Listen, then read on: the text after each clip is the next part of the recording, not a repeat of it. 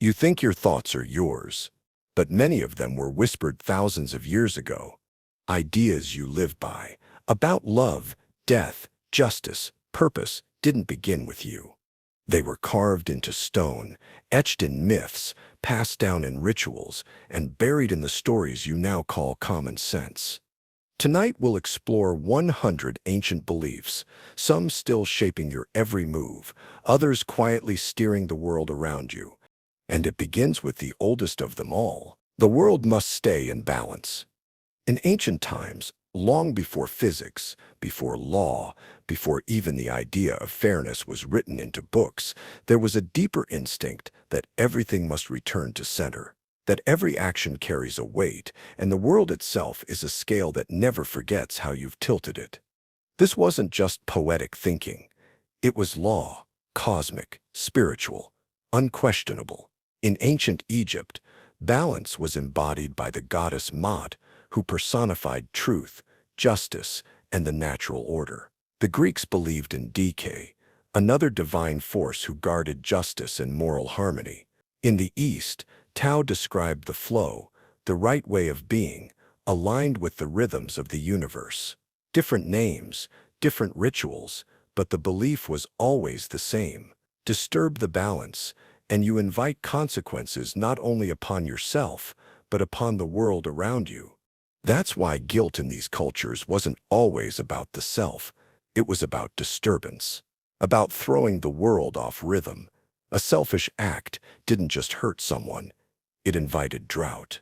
A betrayal wasn't just personal, it was a crack in the order of things. There had to be a counterweight, a ritual, a sacrifice, a confession. You might think we've outgrown that mindset, that today we understand the world isn't fair, that consequences don't always match actions. But listen to how people still speak. Karma will get them. Everything happens for a reason. What goes around comes around. These aren't just cliches. They're echoes of that ancient structure still wired into us. We cling to the idea that balance will be restored, not because we see it, but because we need it to be true. Because if life doesn't have some hidden ledger keeping track, then so much suffering becomes meaningless, so much injustice remains uncorrected. And that's harder to bear than the illusion of balance itself. But maybe the belief isn't just ancient. Maybe it's protective. Maybe it offers a kind of order, even if it isn't always visible. Maybe we keep the balance myth alive, not because it's true, but because it gives shape to what would otherwise be chaos. And once you believe the world is always balancing itself, the next thought becomes harder to ignore. Maybe your pain wasn't random. Maybe you earned it. Suffering means you deserved it. It's a thought most people would never say aloud, but it's one that has quietly followed humanity for centuries, passed down through stories, religions, and the small judgments we make when others fall apart. If something terrible happened to you, did you deserve it? In ancient times, this question wasn't whispered, it was law. Misfortune was seen as a message, a correction, a sign that you had upset some divine force. In Greek tragedies, even accidental crimes demanded punishment. In the Book of Job, suffering raises the suspicion that some secret sin must have caused it. In Hinduism and Buddhism, karma wove every pain into the threads of past actions, even ones from a former life. No pain was random, it was earned.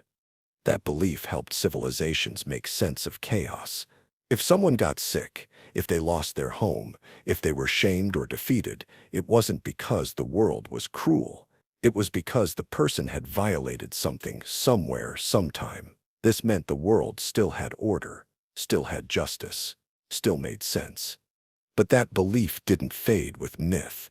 It evolved into subtler forms.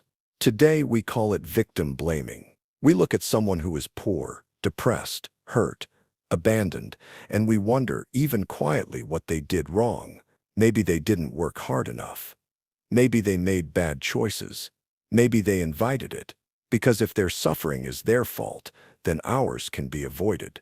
Then we're still in control. It's a defense mechanism wrapped in morality. We want to believe we are safe because we are good. That pain comes to people for a reason. But this isn't justice. It's distance. It lets us watch others suffer without fully feeling it. It lets us stay on our feet while others drown. And it's a belief that doesn't only turn outward. When you suffer, when life breaks you open, this idea doesn't vanish. It turns on you. It whispers that you brought this on yourself, that your heartbreak, your illness, your loneliness, these are punishments, that your hurt is proof of your failure. But not all suffering is deserved. Not all pain has a reason. And some of the deepest cruelty in the world is believing that it must. Still, once that seed is planted, once you believe pain is earned, it's easy to believe something else. That those who rule, those who dominate, those who rise, they must have been chosen. Some are born to rule. In the ancient world, power wasn't earned. It was inherited, bestowed, or even declared divine. Pharaohs claimed the blood of gods. Emperors ruled by mandate of heaven. Kings were crowned not for their wisdom or fairness, but because they were born into the right bed. Their rule wasn't political, it was metaphysical. And this belief seeped into the bones of society. It didn't just create leaders, it created a structure, one where some lives were assumed more valuable than others, where one voice carried the weight of thousands, where entire castes or classes were believed to be naturally superior, not by effort, but by essence. It was more than hierarchy. It was fate wearing a crown. But here's what's strange. Even when we no longer believe in divine kingship, that old belief still lingers. You can see it in the way people defer to confidence, even when it's hollow. In how charisma often wins over competence. In how we mistake status for virtue and wealth for insight. Some people walk into rooms as if they own them, and we often let them. We've dressed the idea in modern clothes. We say they're natural leaders, born for greatness, alpha personalities. The phrasing changed. The myth didn't. And what's more troubling is what this belief does to those who aren't seen as rulers. It teaches them to stay quiet, to serve, to assume their ideas carry less weight, that their discomfort must be personal, not systemic. That if someone else holds the reins, it's probably because they were always meant to.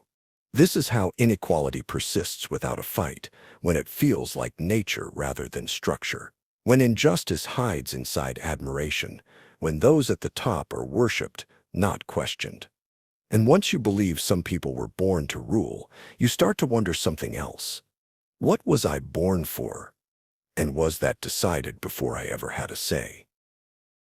Fate is written at birth. You enter the world with no words, no choices, no history of your own.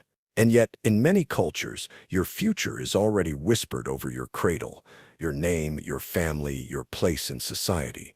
These are more than just facts, they're prophecies. In ancient India, the caste system claimed your soul carried its rank from a former life. In ancient Greece, noble lineage was thought to pass down virtue. In feudal Europe, your birth dictated not just your station but your access to education, land, marriage, even heaven. You were born into a destiny, and deviation was not a quest, it was a sin. Even in societies that claimed to prize freedom, the script ran deep. Children were marked by expectations before they could speak. Boys to lead, girls to serve. Firstborns to inherit, others to follow. Some were trained to rule, others to obey. All of it rooted in the same quiet belief. Your beginning defines your end. Today, we flatter ourselves with the myth of self-made people. We tell stories of reinvention, of rising from nothing. But look closely. The neighborhood you're born into still shapes your accent. Your last name can still open or close doors. Your body, your gender, your skin still speak before you do. And people listen. Fate may no longer wear a crown, but it still whispers in how we assume who's gifted and who's troubled, in how we expect brilliance from one child and compliance from another, in how entire futures are plotted before someone even understands the game they're in. This belief protects comfort. It justifies inequality. It turns privilege into destiny and hardship into design. And if you've ever felt like your future was already spoken for, this may be why. But even that weight, that identity handed to you at birth, can be shaped by something even older, even more primal. Because beyond fate, beyond power, there's another ancient test that decides your worth. Whether you are clean or unclean, pure or impure. And that too has never really left us. Purity makes you worthy. In ancient rituals, before a person could enter the temple, they had to wash, not just their body, but their hands, their mouth, even their thoughts. Purity wasn't just about hygiene, it was about proximity to the sacred. To be clean was to be allowed near truth, near power, near God. Impurity, by contrast, meant exclusion. You were unfit, not just spiritually, but socially. Women during menstruation, the sick, the mourning, the foreign, the poor, many cultures drew lines around these bodies and said, not yet, not worthy, not clean. This wasn't just symbolic, it became structural. Whole castes were deemed untouchable. Certain foods could stain your soul. Desire itself was treated like dirt. And once someone was marked impure, they could carry that stain forever, regardless of what they did or who they were. But this belief didn't stay in the past. It evolved. You can still see it in how we treat those who are clean-cut, put together, disciplined. There's an unspoken virtue assigned to neatness, to restraint, to purity of image, and a quiet shame cast over those who are messy, loud, raw, complex. You see it in how we treat the homeless, the mentally ill, the addict, the person who speaks with too much emotion. They are uncomfortable to us not just because of their condition, but because of what we think it says about their soul. This is the old belief, still alive, that what is pure is good, that cleanliness is next to godliness, that those who suffer must somehow be stained, and that the path to worth must involve cleansing of body, of mind, of past. But purity is a dangerous idol. It narrows what it means to be human. It punishes complexity, it rewards repression, and it feeds the illusion that worth is something you earn by subtraction, by removing, trimming, denying, hiding. Yet many of the most transformative people in history were not pure. They were defiant, complicated, flawed. They broke things. They disrupted. They bled. And in that breaking, something else emerged. Because the next belief is even older than purity. It's the idea that true insight doesn't come through control. It comes through pain. Pain leads to awakening. There's something strange about how many ancient traditions treated pain, not as an enemy to be avoided, but as a teacher to be followed. In the temples, in the deserts, in the wilderness, suffering wasn't a detour, it was the path itself. Shamans endured isolation and starvation to gain visions. Monks fasted and sat in silence until their bodies ached. Saints walked barefoot on stone, whipped their own backs, slept on cold floors. In Hinduism and Buddhism, suffering was central to understanding the self. In Christianity, the divine was crucified. And in nearly every culture, initiation required discomfort, blood, fear, the breaking of what came before.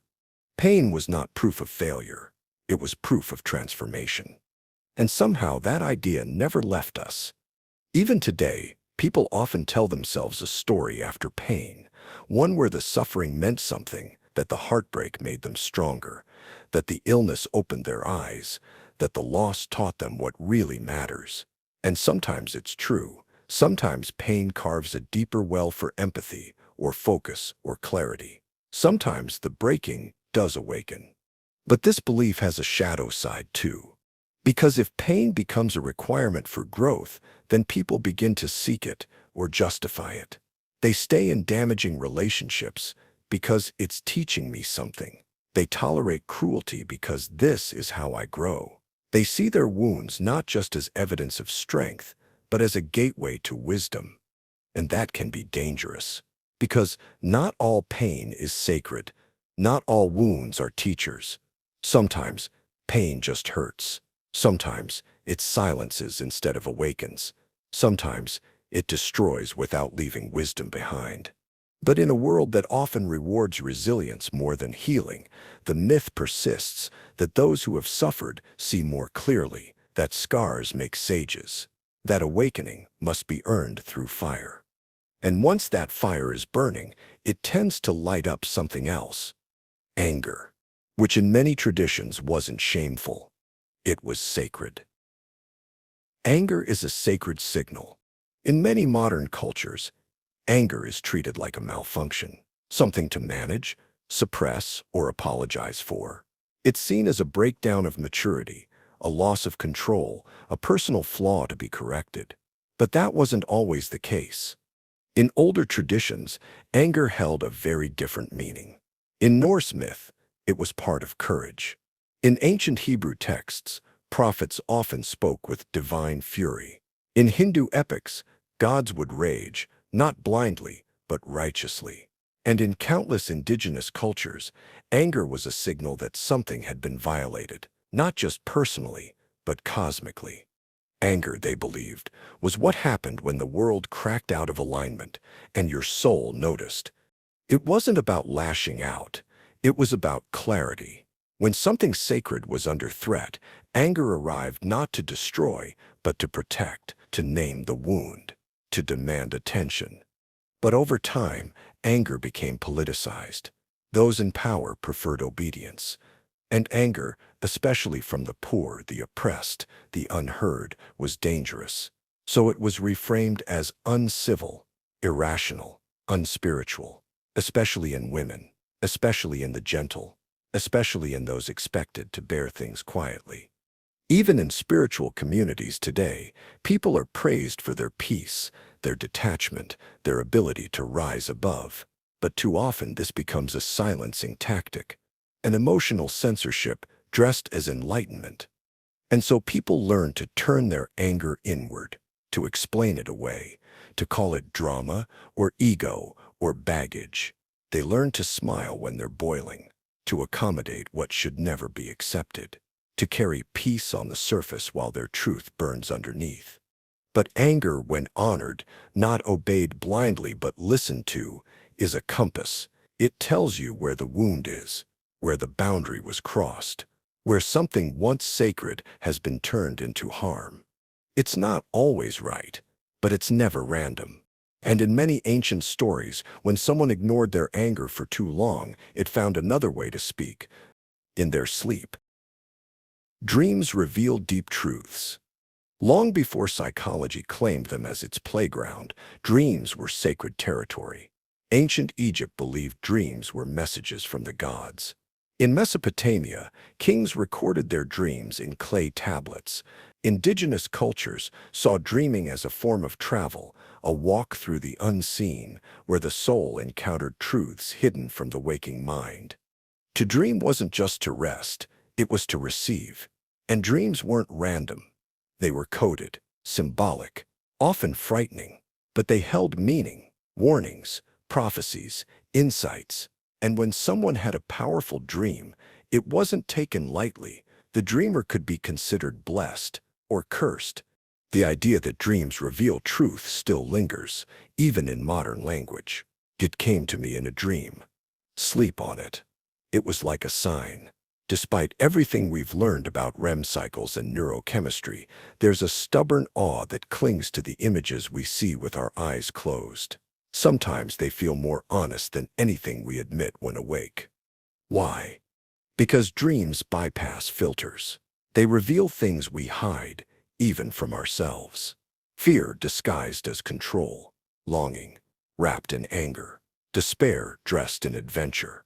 In dreams, the mind breaks its own rules. It reassembles the past in surreal loops. It throws logic off the cliff and hands us a mirror made of metaphor. And many ancient cultures trusted this mirror. More than speech, a person might lie in daylight, but not in dreams. There, their spirit spoke clearly. But dreams can also unsettle. They drag up things we'd rather forget. They haunt us with what we thought we buried. And sometimes they reveal not truth, but temptation. And that's why many traditions warned that dreams, too, must be interpreted with care, that not every vision is wisdom. Some are traps. Still, we return to them, hoping they'll show us what we can't say aloud, hoping we'll wake up with some deeper knowing, or at least a question that matters more than yesterday's answers. Because when something appears in a dream again and again, we start to wonder, what is it trying to tell me? And once we try to describe it, once we give it a word, a name, it starts to feel even more real. Naming gives things power. In ancient stories, knowing the name of something wasn't just identification, it was dominion. To name a demon was to banish it. To name a god was to summon it. In many traditions, secret names were guarded like treasures, spoken only in ritual, whispered only to the initiated. Because names weren't just labels, they were keys. In Egypt, the sun god Ra kept his true name hidden. In Jewish mysticism, the name of God was considered too sacred to utter. In fairy tales and folklore, creatures like Rumpelstiltskin could only be defeated when their name was spoken. Again and again, across cultures, the same idea emerged. Names weren't passive. They had weight, force, power. This wasn't superstition. It was a way of understanding language as creation. To name something was to bring it into being. Before a fear is named, it lurks in shadows. But once you say it aloud, grief, rage, shame, it becomes a thing you can hold, a shape you can face. That's why naming has always been political. Empires rename lands. Colonizers rename people. To erase the old names is to erase the old meanings. It breaks the chain of memory, of identity, and in many cultures, reclaiming a name of a place, of a lineage, of a self, is the first step in reclaiming power. Even today, we feel the instinct. When something feels overwhelming, we search for words, a diagnosis, a label, a title, something to pin it down, something to give it a boundary, because without a name, a thing feels infinite, unstoppable. But with a name, it becomes real. And once it's real, we can talk about it, fight it, heal it, understand it. But names can also trap. They can define too soon. They can freeze growth, oversimplify truth, cage someone inside a single identity. You're just like your father. That's how she always is. It's who I am. A name can empower or imprison. Still, the drive remains. To name what we fear, what we want, what we are. Because deep down, we believe what our ancestors once did. To speak something is to shape it. And in their eyes, names didn't just shape the world. They connected it to the past, to the dead, to those still watching from the other side. In many ancient traditions, the dead never truly left. Their bodies might be gone, their voices silent, but their presence lingered in the air, in the soil, in the decisions you made when no one else was looking. They were not just remembered, they were watching. In West African cosmology, ancestors live on as spirits that influence the living, offering protection or punishment depending on how they're honored. In Japanese Shinto practices, ancestral spirits are enshrined, respected, consulted. In ancient Rome, the lares and manes, household gods and family spirits were believed to dwell among the living, keeping watch over homes and daily life. Ancestors still watch you. To betray your ancestors was to betray your blood. To dishonor them meant inviting misfortune. The idea was never that you stood alone. It was that you walked in a line that stretched backward through centuries, and every step forward was seen by the ones who came before. And in moments of solitude or uncertainty, people still look upward, or whisper to a photo, or feel the eerie sense that someone is near, not physically, but spiritually. Something in us wants to be seen by more than just the living. We long to believe that those who loved us, or even those who never met us, are still part of our story. Even today, echoes of that belief remain. In phrases like "make your ancestors proud" or "it runs in the family," We feel the invisible weight of lineage. The stories we're told about our families shape how we see ourselves. Courage passed down like an heirloom, shame tucked quietly between generations. Sometimes we carry burdens we didn't choose, trying to repair a wound we never caused. But if the dead are watching, what are they seeing? That belief can be comforting or suffocating. It can connect us or bind us to old pain. It reminds us that we're not the first to suffer, or dream, or wonder, and that perhaps we're not only writing our story, but continuing one already in motion. And where do they live now? It was a mirror. Some said they watched from the stars, others from the winds. And for many ancient people, the sky wasn't just the roof of the world. The sky reflects the soul. Long before telescopes or satellites, people looked to the sky not for data, but for meaning. The stars weren't just distant fires. They were signs, maps, eyes. And the sky itself was more than backdrop. It was a canvas painted with human emotion. In ancient Babylon, the movement of planets charted the fate of kings. In China, eclipses were heavenly protests, a cosmic judgment of earthly rulers. In Mesoamerican cultures, entire calendars and destinies were drawn from the constellations. And across the ancient world, comets, storms, or strange cloud formations were interpreted as omens, reflections of the soul of a people, a ruler, or the world itself. The sky didn't just reflect weather, it reflected conscience. When wars broke out, when crops failed, when corruption spread, it wasn't uncommon for people to look up and expect the sky to respond. Thunder as warning, drought as punishment, a blood-red moon as a mirror to the violence below. This wasn't just superstition, it was a philosophy of connection. The idea that mind and matter weren't separate, that the natural world and the human world breathed in sync, that inner disorder would show itself in the heavens, and that harmony on earth might calm the sky. That belief still lingers today in subtle ways. We speak of stormy moods, sunny dispositions, a cloud over our heads. We gaze at the sky when we feel grief or awe or hope, as if expecting it to acknowledge us. Some people feel most alive under starlight, most peaceful beneath a vast sky. It's as though the sky answers something we don't know how to ask. And sometimes, when we feel lost inside, we look up, not to escape, but to remember scale, to feel both small and part of something vast. Because if the sky reflects the soul, then the soul must be wide, weathered, capable of both storm and calm. But ancient people believed something else too. That if your soul was to shine, if you were to reflect any virtue back into the world, you couldn't just wish it, you had to earn it. Through effort, through self-control, through the quiet, painful practice of discipline. Virtue demands discipline. In ancient philosophy, virtue wasn't a feeling. It wasn't a mood or an opinion, or a personality trait. It was something you practiced. Day after day, year after year, with effort, with restraint, with conscious repetition, until it became who you were. In the Stoic tradition, virtue was the only true good. Everything else, wealth, pleasure, reputation, was incidental, even dangerous. A virtuous life wasn't one of indulgence, but of control, over impulses, over desires, over fear. To be wise was to be measured. To be just was to be unwavering, and to fail in discipline was to fail in character. In Buddhism, the Eightfold Path demanded right action, right speech, right effort, not just right thoughts. In Confucianism, moral cultivation required harmony between thought, ritual, and restraint.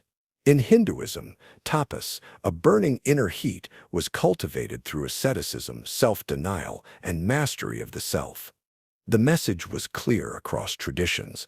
Virtue wasn't gifted, it was forged. But that forging often came at a cost. In many traditions, the self had to be broken down before it could be rebuilt. Comfort was seen as weakness. Pleasure, a test. Hunger, fatigue, even suffering could be signs that you were walking the true path. Even today, echoes of this belief persist. People admire discipline more than raw talent. We speak of grinding, pushing through, earning it. Athletes, monks, soldiers, entrepreneurs, anyone who endures pain in the name of a higher goal is cast as admirable, as serious, as virtuous. But this belief can twist too. Discipline can become self-punishment. Self-denial can curdle into shame. The pursuit of virtue can turn into the rejection of joy, spontaneity, or softness. And those who struggle are often blamed, not for lacking support but for lacking discipline.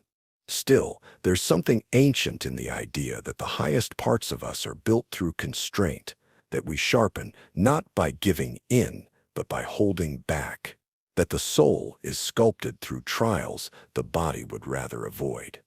And in many ancient philosophies, this was the very divide. The body wants what is easy, but the soul wants what is right.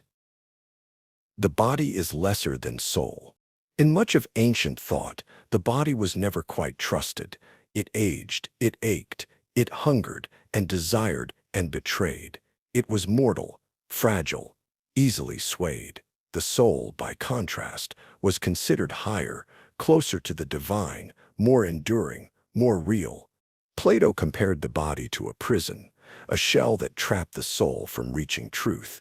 Early Christian thinkers warned that flesh was where sin took root, where temptation found its voice. In Gnostic texts, the physical world itself was seen as a kind of error, a shadow of something purer, unreachable.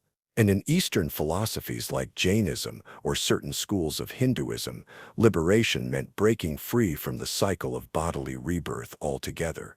This separation wasn't always hostile, but it was clear the body was lower. It pulled you down, distracted you, fed the ego. It wanted what was easy. The soul, on the other hand, asked harder questions. It longed for truth, not comfort, wisdom, not pleasure, eternity, not survival. This belief still echoes in modern life, often in subtle ways. We admire people who overcome their bodies, pushing past fatigue, suppressing desire, enduring pain. We shame physical needs. We disconnect intelligence from embodiment. Even spiritual language reflects the hierarchy: ascend, elevate, rise above. But this split has costs. When the body is seen as lesser, people begin to distrust their sensations, their emotions, their limits. They override their own fatigue. They suppress instincts. They see pain not as a message, but as a flaw. And in doing so, they risk fragmenting themselves, treating the body not as part of the self, but as an enemy to conquer. Still, the ancient idea persists that the body can be mastered, that the soul must be protected from its influence, that clarity, morality, even transcendence require distance from the flesh. And for those seeking wisdom, the most admired posture wasn't movement, but stillness.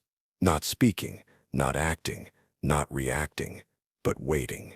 Because long before we worshiped noise, ancient people believed something else. That silence wasn't emptiness. It was power. Silence holds great power.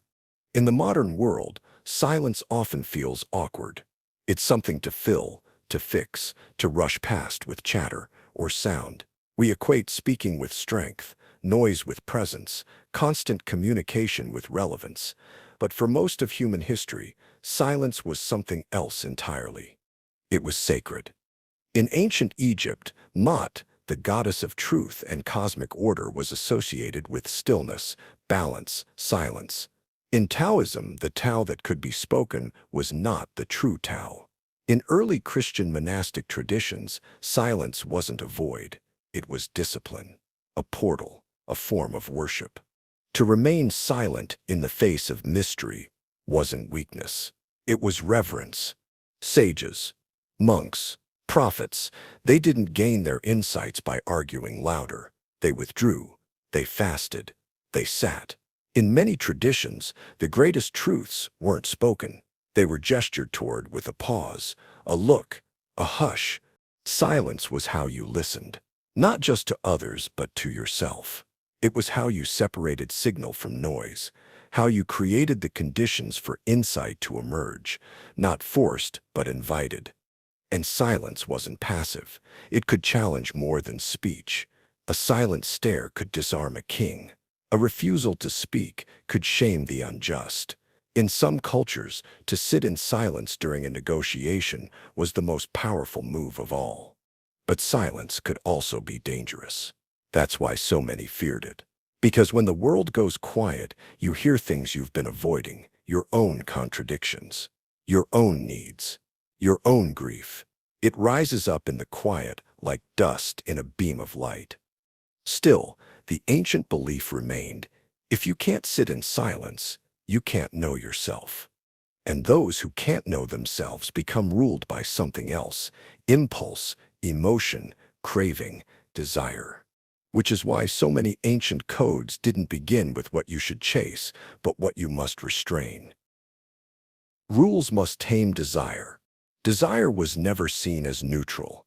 In many ancient systems, it was treated like fire, useful when controlled, destructive when unchecked. It was the force that pulled people off the path, made kings corrupt, made warriors reckless, made sages fall. In Buddhism, desire, tanha, was the root of suffering, not pain, not injustice, but craving, the reaching for more. The inability to be still, the eightfold path, didn't lead to indulgence, but to discipline, detachment, freedom from the pull. In the Stoic worldview, emotions like desire and fear were storms of the soul. The wise man wasn't the one who had none, but the one who didn't obey them blindly.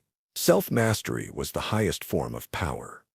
And in countless religious traditions, laws and rituals existed not simply for order, but to protect people from themselves. Kosher laws, fasting seasons, sexual codes, honor systems, each one an attempt to place boundaries around appetite. Because if desire governed you, the ancient belief said, you would never be free. You would simply be a slave to whatever you wanted next. This wasn't about shaming pleasure. It was about containing it, creating space between impulse and action. Because the more you gave in, the less control you had. And when entire societies gave in, the ancients believed, collapse followed. Even now, the echo remains. People admire discipline, self-control, routines. We know the chaos that comes from living without rules. We see how algorithms feed craving, how markets sell attention, how unchecked appetite devours peace. The modern world may not speak in moral terms, but it still recognizes the danger. Desire with no limit never satisfies. It only grows hungrier. So we invent our own rules: morning rituals, diets, digital detoxes, productivity systems. Not because we're ancient, but because something ancient remains in us. A belief that without some line, we dissolve. Because desire has no endpoint. It loops, it accelerates, and if left unshaped, it forgets what really matters. But some ancient cultures believed desire could be redirected, not by repression, but by remembering where you come from, grounding yourself in something bigger than hunger, something older, something living. They looked to the trees, the wind, the river, the soil, and they believed the earth was not a resource. It was a spirit. Nature is a living spirit. Long before science measured nature in atoms and formulas, it was known through reverence. Forests weren't ecosystems, they were temples. Rivers weren't resources, they were ancestors. Mountains weren't geology, they were gods. In ancient Japan, kami spirits lived in waterfalls and trees. Among many Native American nations, animals were seen as teachers, guides, even family. In Celtic traditions, groves were sacred. Stones held memory. Every place, everything, breathed. And in early Mesopotamia and Egypt, nature wasn't separate from the divine. It was the divine made visible. The earth was alive, not metaphorically, but literally, with moods, needs, and rhythms that demanded respect. A drought wasn't just weather, it was displeasure. A good harvest wasn't luck, it was blessing. And to take without offering, to use without ceremony, was not just rude, it was dangerous. Even burial rites reflected this belief. The dead were returned to the earth carefully, often with gifts, songs, or prayers. You didn't just enter the soil, you rejoined it. But this view wasn't only spiritual, it was deeply practical. If you saw the earth as a being, you treated it differently. You took only what you needed, you moved with seasons. You lived in cycles, not conquests. And if you harmed nature, you didn't just risk survival, you broke a relationship. Modern life has tried to flatten that relationship. Nature is something to visit, to manage, to use. But even now, people feel its pulse, in the calm of rain, in the silence of snow, in the hush of a deep forest where something in you goes quiet because it senses something watching back. We call it peace. Ancients called it presence. And their wisdom still lingers in our language. We speak of being grounded, of going back to our roots, of finding ourselves in the wild. These phrases aren't accidents. They're echoes, because they believed nature wasn't outside of you. You weren't placed on top of it, you grew from it. And just as a tree comes from seed and returns to soil, you too are part of a pattern, an inheritance. You belong to something vast. You belong to a great chain. In the oldest stories, life isn't a ladder. It's a chain, a circle, a pattern endlessly looping, not climbing. You aren't at the top. You're a link. In Hindu cosmology, all living things participate in samsara, the cycle of birth, death, and rebirth. You're not separate from the worm or the eagle or the storm. You've been all of them, and you may be again. In many indigenous traditions, the animals, the plants, the rocks, even the wind, each has its role, its voice, its place. You don't conquer the world, you commune with it. The ancient Greeks had the scala naturae, the great chain of being. Everything had its order, gods above humans, humans above animals, animals above plants. But this wasn't hierarchy for exploitation. It was a model of cosmic harmony, a reminder that every creature had its function, its dignity, its place. Even in the Abrahamic traditions, though dominion was given to humans, it came with stewardship, responsibility, a moral charge to protect, not dominate. What these beliefs shared was a rejection of isolation. You don't exist alone. You didn't create yourself. You didn't earn your breath. Your bones were borrowed from those before you. Your thoughts shaped by voices you've never met. Your habits seeded by ancestors whose names you've forgotten. And so, gratitude wasn't just a virtue, it was reality. You eat because someone planted. You live because someone endured. You speak because someone carved language from silence. The chain behind you is long, and the one ahead of you depends on what you do now. In ancient times, wisdom meant knowing your place, not in submission, but in scale. You're part of a living mosaic, not its center. And when people forgot this, when they saw themselves as above the chain or outside of it, imbalance followed. Modern life often encourages the opposite: individualism, disconnection, the illusion of self-creation.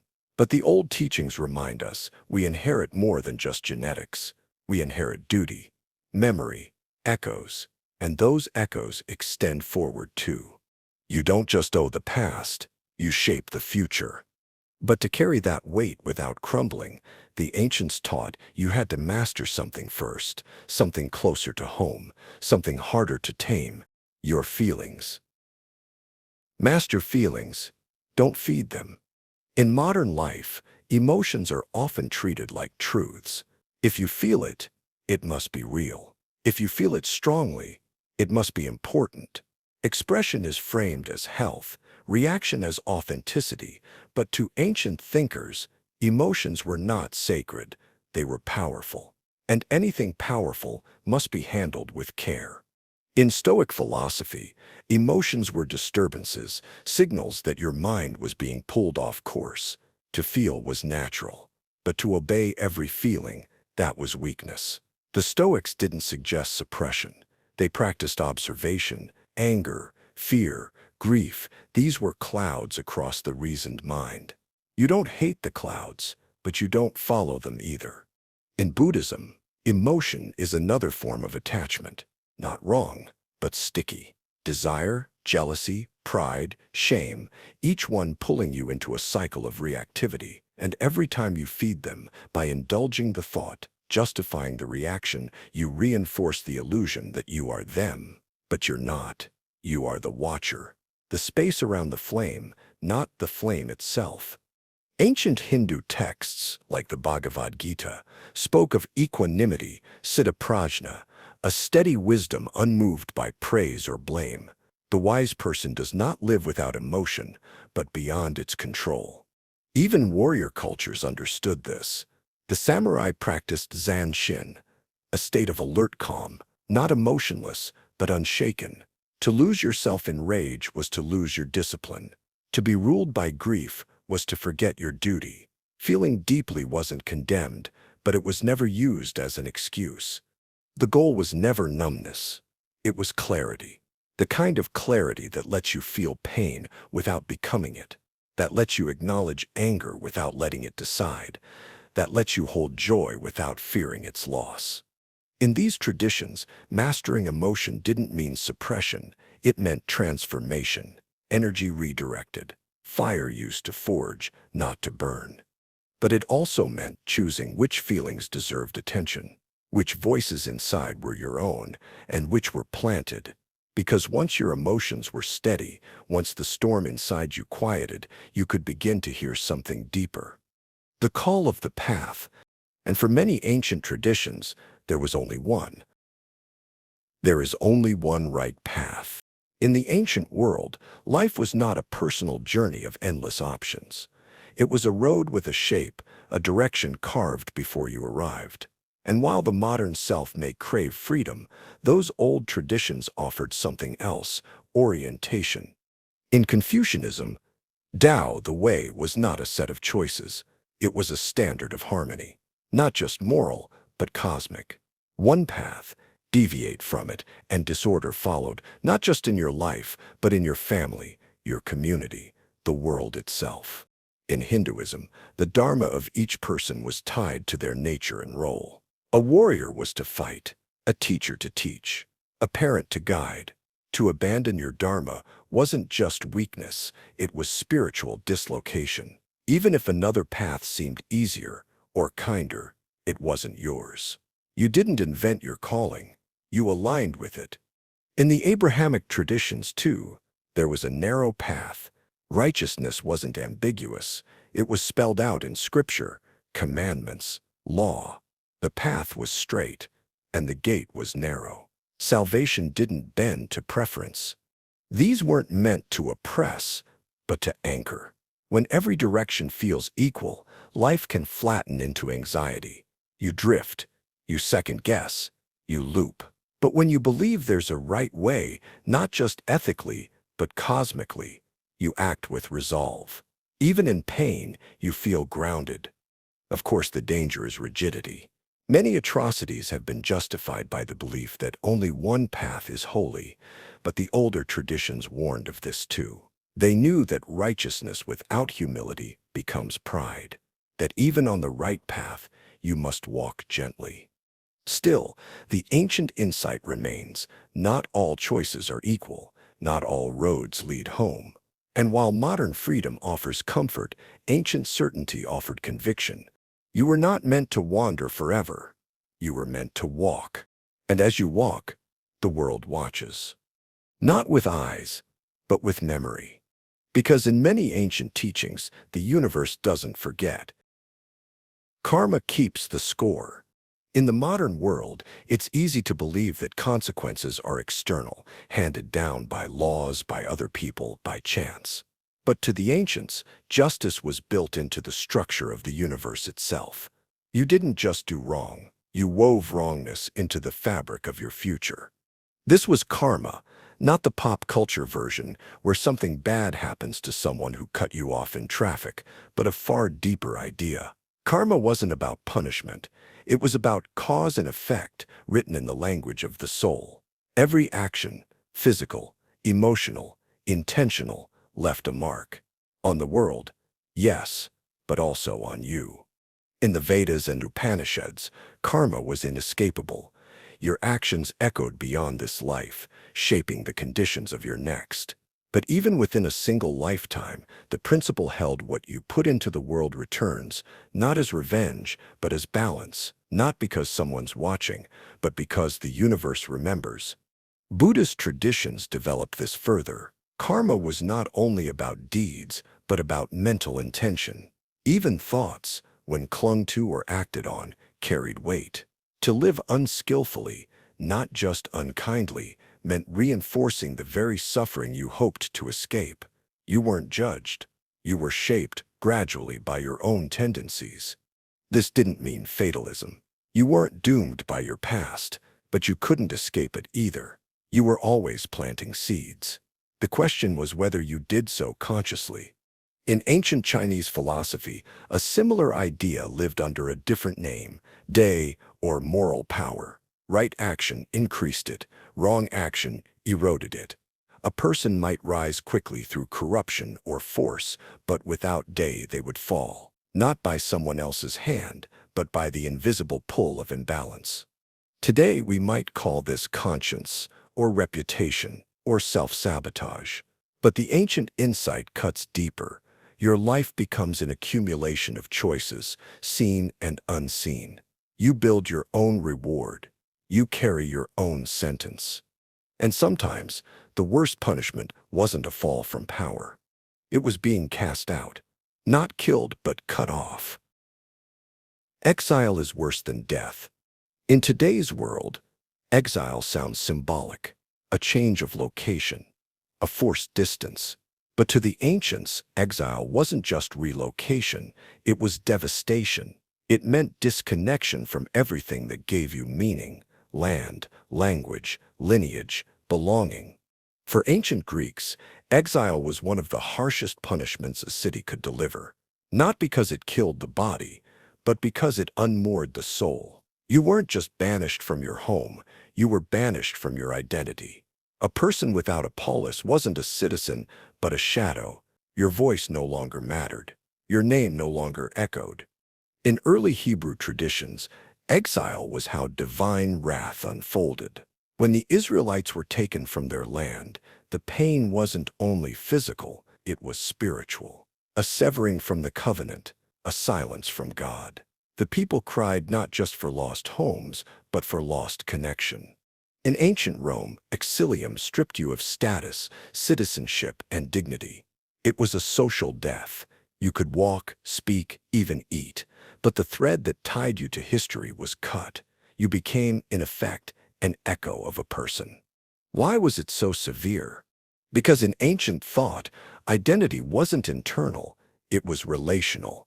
You were who you were because of where you stood, in a family, a tribe, a tradition. To be cast out was to become nameless. And without a name, without a place in memory, you were already gone. This is why banishment was feared even more than execution. Death ended your life. Exile erased your meaning. Modern life prizes independence, but it still fears exclusion. We crave belonging, whether in families, communities, or even digital spaces. When we're cut off, something ancient stirs, that deep ancestral fear of being forgotten while still alive. Because for the ancients, survival wasn't just about the body, it was about the thread of memory. And when that thread snapped, the body could still walk. But the soul wandered. Which is why many sought to leave behind something that could outlive exile, something that couldn't be banished, a trace that would remain long after the body fell. Reputation is your afterlife. In ancient times, people feared two deaths. The first was physical. The second came when no one remembered your name. Long before tombstones or history books, memory was survival. To be remembered was to continue. To be spoken of was to remain real. And so, reputation wasn't a social accessory. It was your echo into eternity. In Homer's epics, warriors didn't fight only for victory. They fought for Cleos, glory. Not glory in the moment, but the kind that would be sung for generations. Achilles knew he would die young, but chose a short life of greatness over a long life in obscurity. He wanted to be remembered. That to him was immortality. In ancient Egypt, the soul was judged not only by what it did, but by how it was remembered. To be forgotten was to die a second, deeper death. The Egyptians had a word for this: damnatio memoriae, the erasure of one's name, image, and story. If no one could speak your name, your spirit couldn't return. You simply ceased. In Confucian thought, legacy was tied to virtue. A life well lived wasn't complete until it had rippled through others, family, students, society.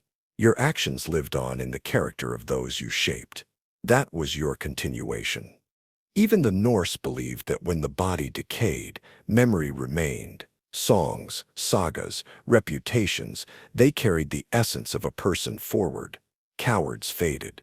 The brave became myth.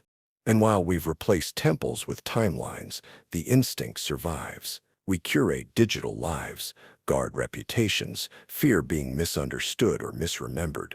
We sense that how we're spoken of matters, not just to others, but to us. As if our truest self exists not just in what we did, but in how it's told. But reputation is fragile. It's shaped by others. It drifts beyond your control. You may live with integrity and still be twisted by rumor. You may stumble and be remembered only for the fall. So the ancients asked, what can guide you through this? What force, what pattern, what signal might reveal your path before you walk it? They looked upward. Stars can predict your life. Long before telescopes or star charts, people stared at the night sky and saw more than light. They saw stories, warnings, promises. The sky wasn't random. It was a language. In Babylon, priests watched the movements of Venus, Jupiter, and Mars, believing the gods spoke through their alignment. A comet wasn't just a rock. It was a sign, a celestial footnote to events on Earth. Kings consulted astrologers before battle. Births were timed. Marriages delayed. The stars whispered the rhythms of fate. In ancient China, astrology wasn't entertainment.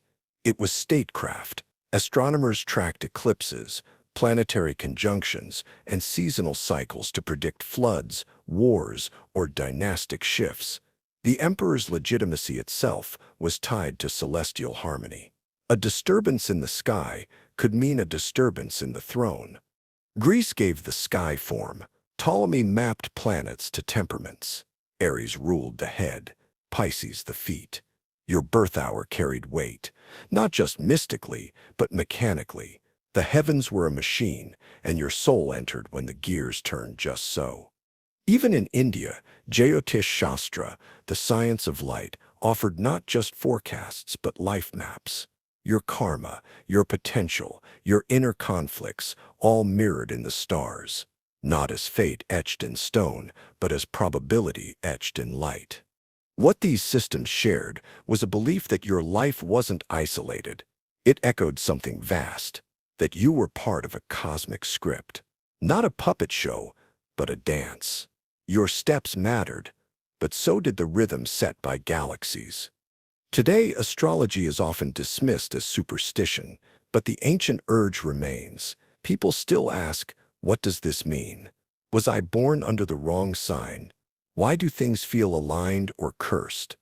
The sky doesn't answer in words, but it reflects our hunger for pattern, for orientation, for a sense that we are not floating in chaos, but placed in a story bigger than ourselves. Yet not everyone was allowed to read that story. Because some truths, the ancients believed, weren't meant for all eyes. Only the few deserved truth. In a world where scrolls were scarce and knowledge lived in breath and bone, truth was never free. It was guarded, protected, and sometimes hidden. The ancient Egyptians had sacred knowledge reserved only for priests, rituals, chants, cosmic diagrams that shaped the soul's journey after death. To speak these words without training wasn't just forbidden, it was dangerous. Because truth, in their view, had weight, and in the wrong hands, weight becomes a weapon. In Plato's Republic, there's a deep tension between knowledge and power. The masses, he argues, are distracted by shadows on the cave wall.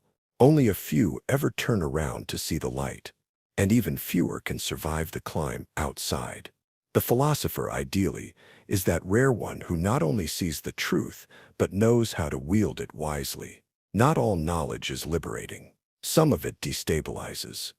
Ancient Hindu traditions made similar distinctions. The Upanishads, the core mystical texts, were kept secret for generations, taught orally from master to student.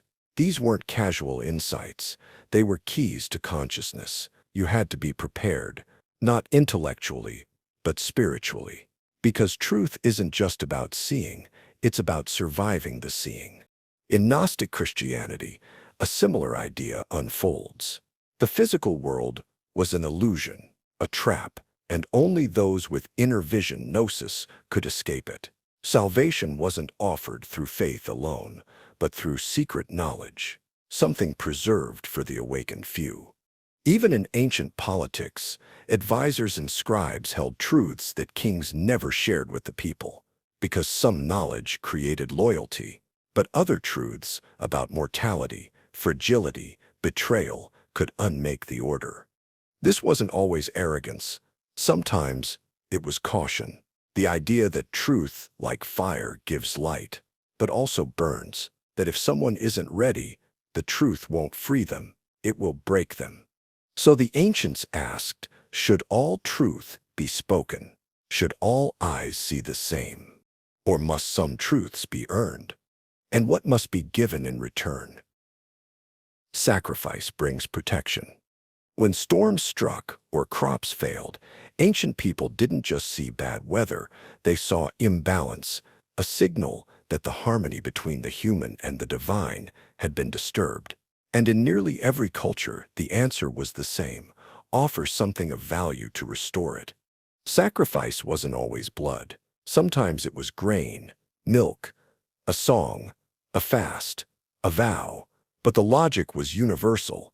What you give reveals what you value, and giving something dear could shift the invisible balance that protected your world. In ancient Mesopotamia, kings offered animals and precious goods to the gods, believing that these rituals secured the stability of their reign. In return, the city would be spared disaster. It was a transaction, but one bound by awe. They didn't control the gods, they pleaded with them. The Greeks offered at temples before war, before harvest, before marriage. Each god had preferences. To neglect them was to invite ruin, to honor them was to invite favor.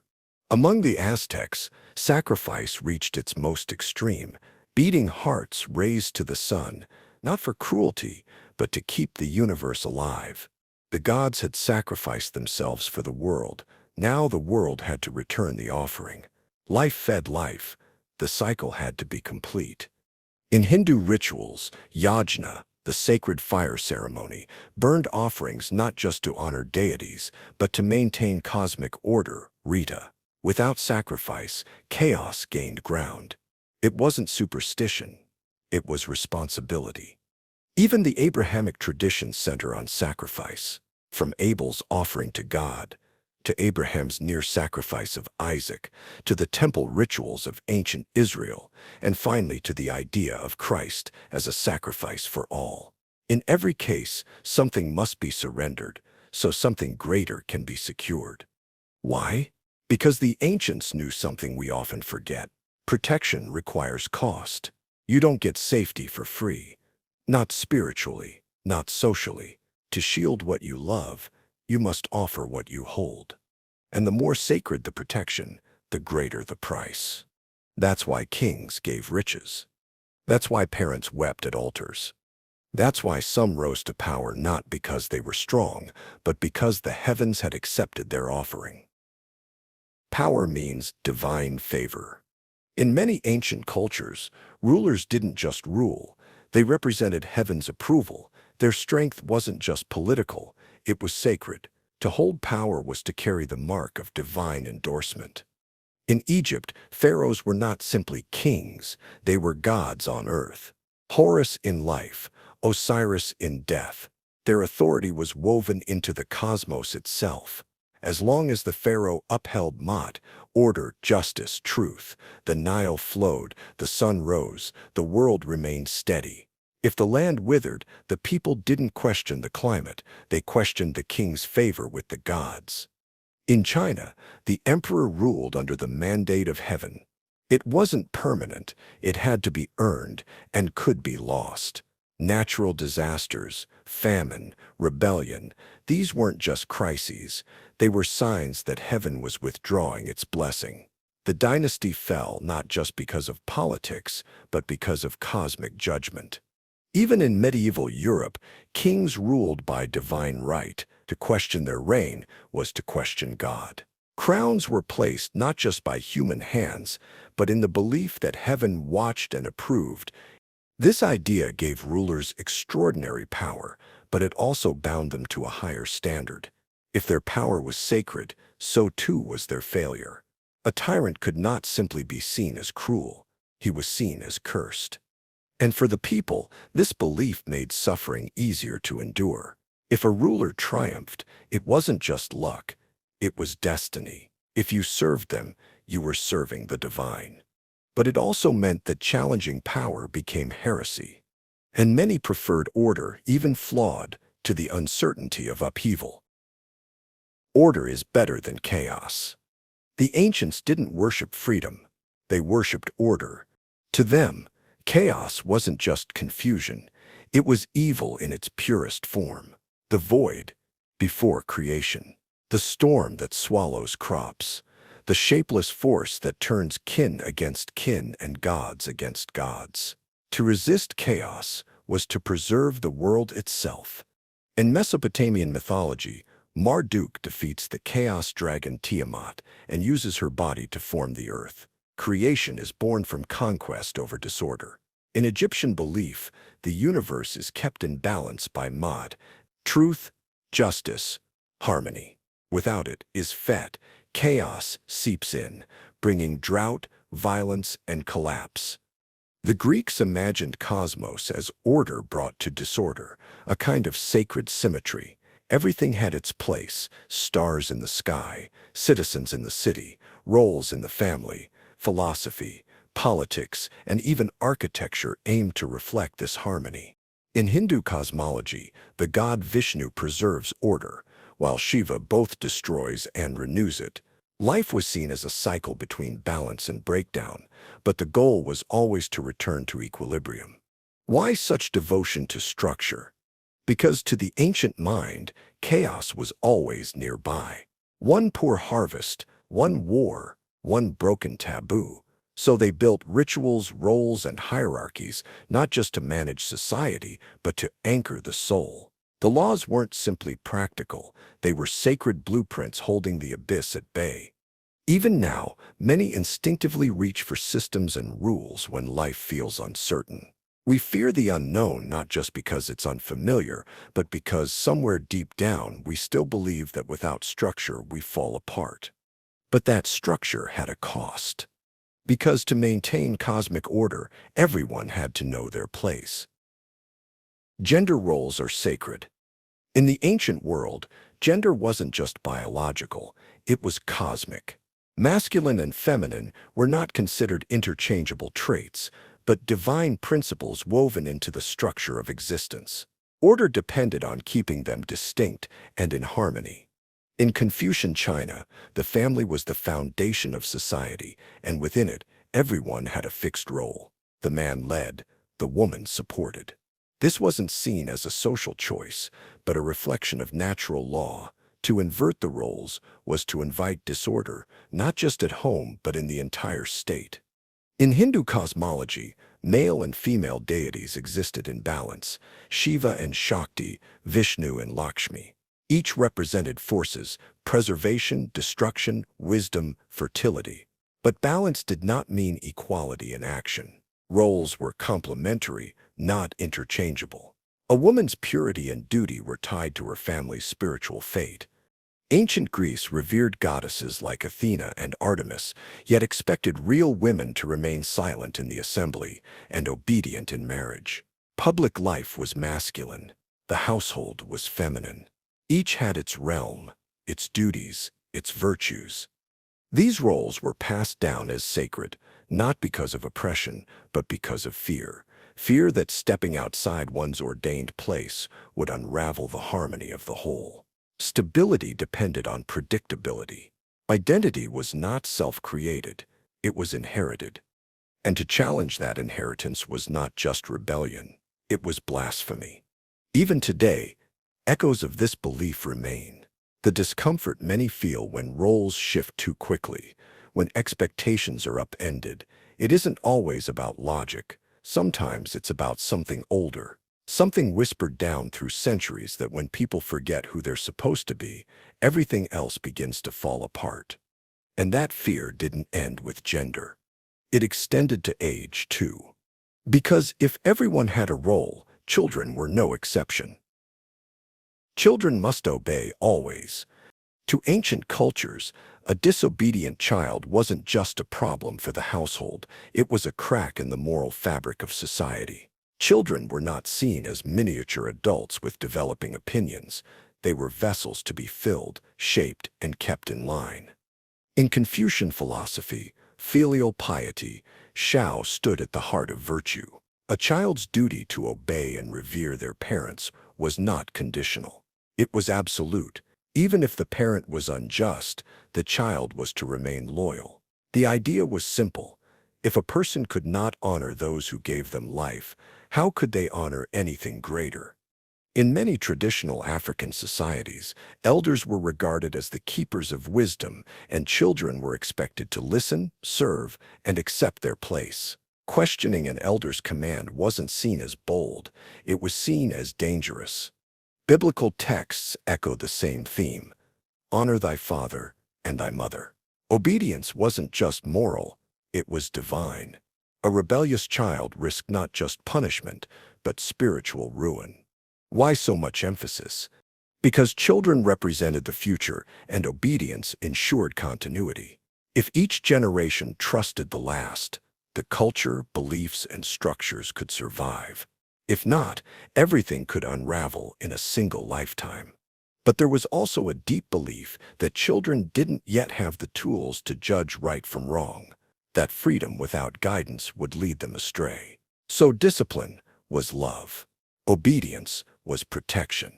Even now, in many parts of the world, that belief lingers that children don't need understanding, they need instruction. That love, to be real, must include control. Because in the ancient mind, wisdom came not from youth, but from years. Age means ultimate wisdom. In ancient times, gray hair wasn't just a sign of age, it was a mark of authority. To grow old was not simply to survive, but to ascend. Age was proof that you had endured, observed, and learned. And with that, you earned the right to speak. Tribes across Africa, the Americas, and Asia all shared this instinct. Elders knew best. They were the living libraries, the ones who remembered the seasons, the wars, the migrations. Wisdom wasn't written, it was carried, and only age could carry it far enough to matter. In ancient Greece, the Gerousia, a council of elders, held enormous influence. Even kings deferred to their judgment. In Rome, the Senatus was literally the council of the old. Decisions that shaped empires often came from the aged, not because of formal education, but because of lived experience. In Confucian thought, reverence for the elderly wasn't optional, it was sacred. To ignore an elder's counsel was to insult the very structure of heaven and earth. Harmony flowed from the top down. Youth had energy, but age had clarity. The assumption was simple. If you had lived long, you had learned much. Time taught what books could not. Suffering refined the soul. Patience honed perspective. But this reverence came with rigidity. Age was not to be questioned. Tradition was to be preserved, and innovation, especially from the young, was often mistrusted. Even now, remnants remain. We seek grandparents for stories, elders for blessings. We instinctively lean in when someone begins. I've lived a long time and I've seen. Because deep down, we still carry the ancient belief that those closest to the end understand life best. But wisdom wasn't the only trait the ancients admired. They also bowed to strength because they believed the gods did too. Gods reward the strong. To the ancient mind, strength wasn't just muscle or dominance, it was a divine signal. Power meant favor. Victory meant blessing. Those who rose above others weren't just lucky or clever. They were chosen. In the Homeric world, warriors like Achilles and Odysseus weren't praised simply for courage, they were seen as beloved by the gods. To win on the battlefield was to prove that heaven smiled upon you. Strength, skill, and strategy were wrapped in divine approval. In Norse mythology, strength was sacred. Odin, Thor, and the heroes of Valhalla didn't just fight for survival, they fought for glory because the strong would feast forever in the afterlife. Weakness wasn't just a liability, it was dishonor. Even in early monotheistic traditions, strength had spiritual weight. In the Hebrew Bible, Samson's might wasn't just physical, it was granted by God. His downfall came not from exhaustion, but from betrayal and broken vows. And when strength returned, so did divine justice. Strength was also used to interpret leadership. If a ruler conquered, expanded, or defeated enemies, it was taken as evidence that the gods, or God, were on their side. A weak king threatened not just the state, but the belief system that held it together. This idea didn't stop at physical force. Endurance, influence, charisma, all forms of strength were seen as signs of inner power blessed by higher forces. But strength was never just for show. It came with responsibility. The strong were expected to protect, lead, and sacrifice. If they didn't, their fall was seen as just. The gods, after all, could take back what they gave. And if you had strength but failed to rise, perhaps you were wasting the very favor that set you apart. Because in the ancient imagination, power wasn't random. It was earned, inherited, or bestowed. And sometimes it came with gold. In ancient times, wealth wasn't just a sign of success. It was evidence of favor, whether from gods, fate, or the natural order. Riches were interpreted as a kind of approval.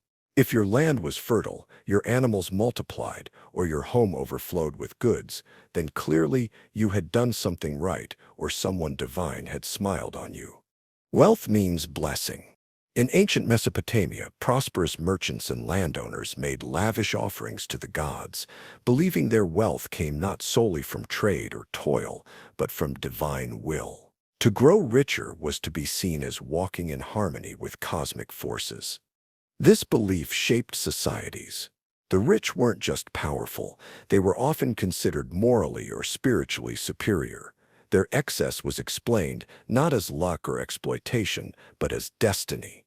And their status went unchallenged, because to challenge it would be to question the order of the universe itself. In Hindu traditions, wealth is personified in the goddess Lakshmi, who represents prosperity and fortune. She blesses those who live ethically, give generously, and maintain spiritual discipline. Poverty, in contrast, was sometimes viewed as a sign of imbalance, spiritual or karmic.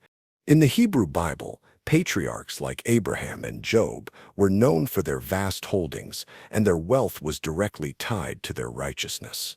When Job lost everything, it was seen as a test. When it was returned double, it was seen as proof of divine reward. Even today, echoes remain. People speak of being blessed when they acquire wealth. Some believe prosperity follows faith, hard work, or purity. Others still measure worth by income, seeing riches as evidence of character. And when inequality is divine, justice becomes rebellion. But when wealth is sacred, poverty becomes shameful. Rebellion is a disease. To many ancient societies, rebellion wasn't viewed as courage, it was contagion. A threat not just to power, but to order, balance, and the sacred structures that held the world together. Where there was rebellion, there was rot. In the Egyptian worldview, Pharaoh was the earthly embodiment of divine order. To rebel against the crown was to rebel against the gods. Disobedience wasn't a political act. It was spiritual pollution. The offender wasn't just wrong, they were unclean. In imperial China, rebellion was treated like a fever. Once it began, it had to be crushed swiftly before it spread. And if the ruler was seen as just, then any uprising was framed not as justice, but as madness. To challenge authority meant you were sick in the mind or soul. Even in Rome, where political upheaval was common, rebels were often cast as moral failures, men who couldn't accept the natural hierarchy. Stability was virtue, dissent was decadence. The Stoics praised endurance, not insubordination. This framing served power, of course, but it also served a deeper fear that once you justify resistance, the entire structure can crumble. If one voice is allowed to question the sacred, others might follow, and what begins as defiance can become chaos. So, rebellion was pathologized.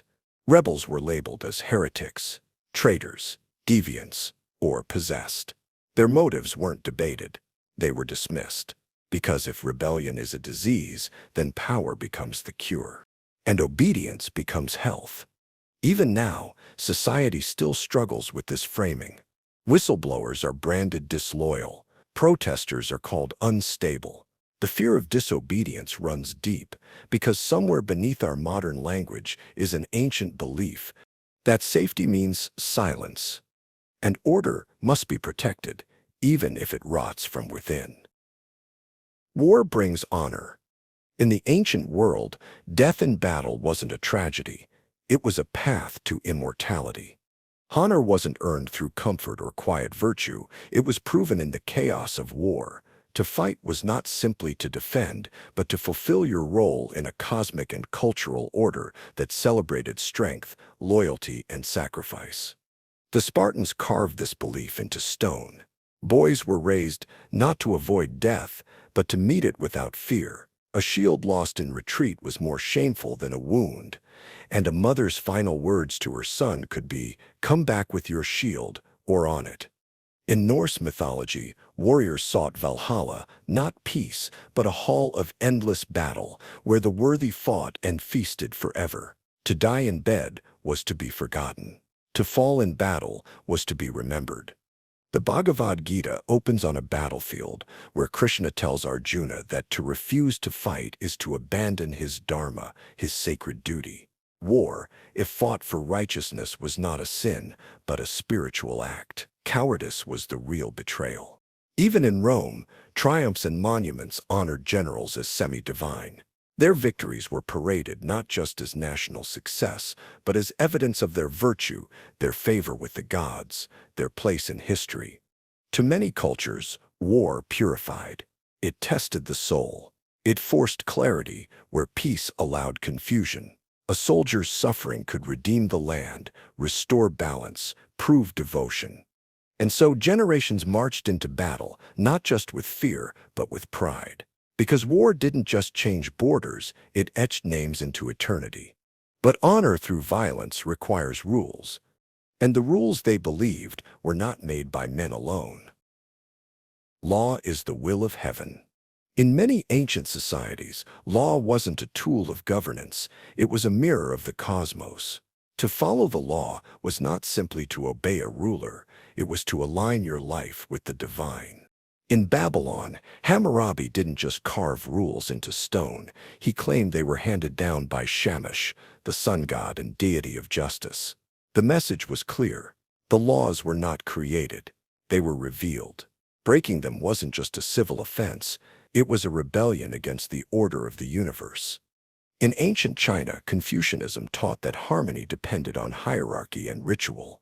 Every rule, from how to greet your elders to how to bury the dead, was infused with cosmic weight. Legalism, by contrast, demanded strict control, but both philosophies agreed law was the skeleton of civilization and obedience was the flesh. In the Hebrew tradition, Moses receives the commandments not from a council, but from a mountain wrapped in smoke and flame. The law came from above, unquestionable, inflexible, sacred. And in Egypt, justice itself was a goddess, Mot. The feather of truth from her headdress was used to weigh souls in the afterlife. To act lawlessly was not just to endanger society, it was to endanger your eternity. The deeper idea was that morality didn't come from personal opinion or group consensus. It flowed from a higher realm. Rulers were intermediaries, scribes were translators, judges were enforcers of something more than human. This belief created stability, but it also made questioning the law feel like questioning the gods. Even today, the language lingers. We call things sacred rights, speak of moral authority, and treat certain values as untouchable. Because long ago we were taught that justice isn't just right. It's divine. Challenge means curse. In many ancient belief systems, to challenge authority wasn't bravery, it was a mark of arrogance. And arrogance, they believed, invited ruin, not just personal downfall, but collective punishment. In Greek mythology, mortals who dared to question the gods often met a dark fate. Prometheus stole fire and gave it to humanity, an act of defiance that earned him eternal torment. Niobe mocked the gods by boasting of her children and was left weeping over their lifeless forms. Hubris, the pride that leads to challenge, was seen as the first step toward destruction. In the Old Testament, those who resisted divine instructions, Korah for instance, who challenged Moses, were swallowed by the earth. The message was clear. Questioning wasn't bold. It was cursed. Even in ancient dynasties, emperors ruled under the mandate of heaven. If a subject questioned the emperor's decision, they weren't just insulting a man, they were disturbing a cosmic balance. Revolt could lead to droughts, plagues, or military defeat, signs that heaven had withdrawn its favor. This belief wasn't limited to gods or kings. In some tribal traditions, questioning the wisdom of elders was thought to invite misfortune. Bad harvests, sick children, failed hunts, these were not mere accidents. They were punishments for disrespecting the natural order. Why such harsh views? Because challenge threatened more than stability. It threatened identity. Tradition held communities together. Beliefs passed down from ancestors gave life, meaning, and predictability. To question those foundations felt like sawing through the floor beneath everyone's feet. So fear became a teacher. Doubt was rebranded as disloyalty. And curiosity was kept on a leash, not because people hated questions, but because they feared what the answers might undo. Clean means holy. To ancient minds, cleanliness wasn't just physical, it was spiritual. Purity of the body signaled purity of the soul. Dirt, blood, sweat, and decay weren't merely unpleasant. They were dangerous. They blurred the boundary between the sacred and the profane. In ancient Israel, ritual purity laws dictated every aspect of life. What to touch, what to eat, when to wash. A woman after childbirth or menstruation, a man after a burial, all were seen as unclean, requiring purification before re-entering sacred spaces. God's presence demanded cleanliness, not out of hygiene, but out of reverence. Hindu traditions still hold echoes of this belief. Daily bathing, wearing fresh clothes, and avoiding polluting substances aren't just habits, they're acts of spiritual alignment. The Ganges River, despite being physically polluted, remains spiritually purifying because it is tied to a divine force. In ancient Rome, priests known as flamines had strict grooming rituals. Their bodies had to remain untouched by anything that might desecrate them, including even touching a corpse. Cleanliness kept their connection to the divine intact. But the idea of ritual purity also shaped how people judged each other. Lepers, beggars, menstruating women, foreigners, those considered unclean were seen as spiritually suspect. Physical impurity became a metaphor for moral failure. Cleanliness became a form of control, a visible sign that someone belonged or didn't. Even today, Language still carries these ancient traces. We say someone has a clean conscience. We speak of dirty secrets, of being washed of sin. We instinctively associate purity with goodness, even when we don't know why. Because deep down we inherited the belief that before you could touch the sacred, you had to wash your hands. Justice comes from the gods. In the ancient world, justice wasn't something humans invented, it was something handed down. From mountains, from temples, from the stars. The scales weren't balanced by people alone, they were balanced by the divine. In ancient Egypt, the concept of Ma'at governed everything. She wasn't just a goddess of truth and order, she was the embodiment of justice itself. Judges, scribes, and even Pharaoh acted in her name. The idea was clear. Fairness was sacred. To rule unjustly wasn't just an error, it was a cosmic sin. In Mesopotamia, King Hammurabi didn't claim credit for his famous code. He said the god Shamash, lord of the sun and justice, gave it to him, carved into stone. Those laws weren't just rules, they were revelations. To obey them was to align with divine truth. In ancient India, the concept of dharma blurred the lines between law, duty, and spirituality. Justice meant fulfilling your role in the grand order of things, and that order, like the seasons or the stars, was believed to be eternal, woven into the fabric of the universe by higher powers. Even in ancient Greece, where philosophy questioned everything, justice was still tied to the gods. Chemis, goddess of divine law, held the scales. Her daughter Dika, spirit of moral order, watched over human actions. Justice wasn't a debate. It was divine balance. This belief had power. It could protect the weak, because to harm them was to risk divine wrath, but it also preserved the status quo. If the gods defined justice, then questioning injustice became heresy. Even now, echoes remain. People speak of higher justice, of divine punishment, of things being meant to be. We still search the sky for fairness, still hope that someone, something is keeping score. Because long before we trusted courts, we trusted the heavens. The leader is the land. In many ancient cultures, the fate of the land was tied directly to the body and spirit of its ruler. The king was not just a figurehead, he was a vessel of vitality. When he thrived, the rivers flowed, the crops rose, and the people prospered. When he weakened, so did the world. In early Celtic traditions, the health of the king was the health of the land.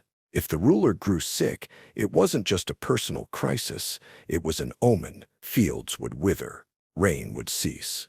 It was believed that the king and the earth were bonded by sacred contract, renewed through ritual, sacrifice, or even symbolic marriage to the land itself. In ancient Egypt, Pharaoh wasn't just a ruler, he was divine. His bloodline was considered the channel between heaven and earth.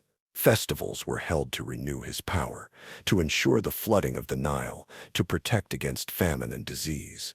A weak pharaoh could mean cosmic imbalance. In Mesopotamia, Babylonian kings performed annual rituals of humility and penance before the gods, not to show submission, but to restore harmony between royal power and divine order. If the ceremony failed or the king was impure, disaster could follow. This belief extended beyond agriculture.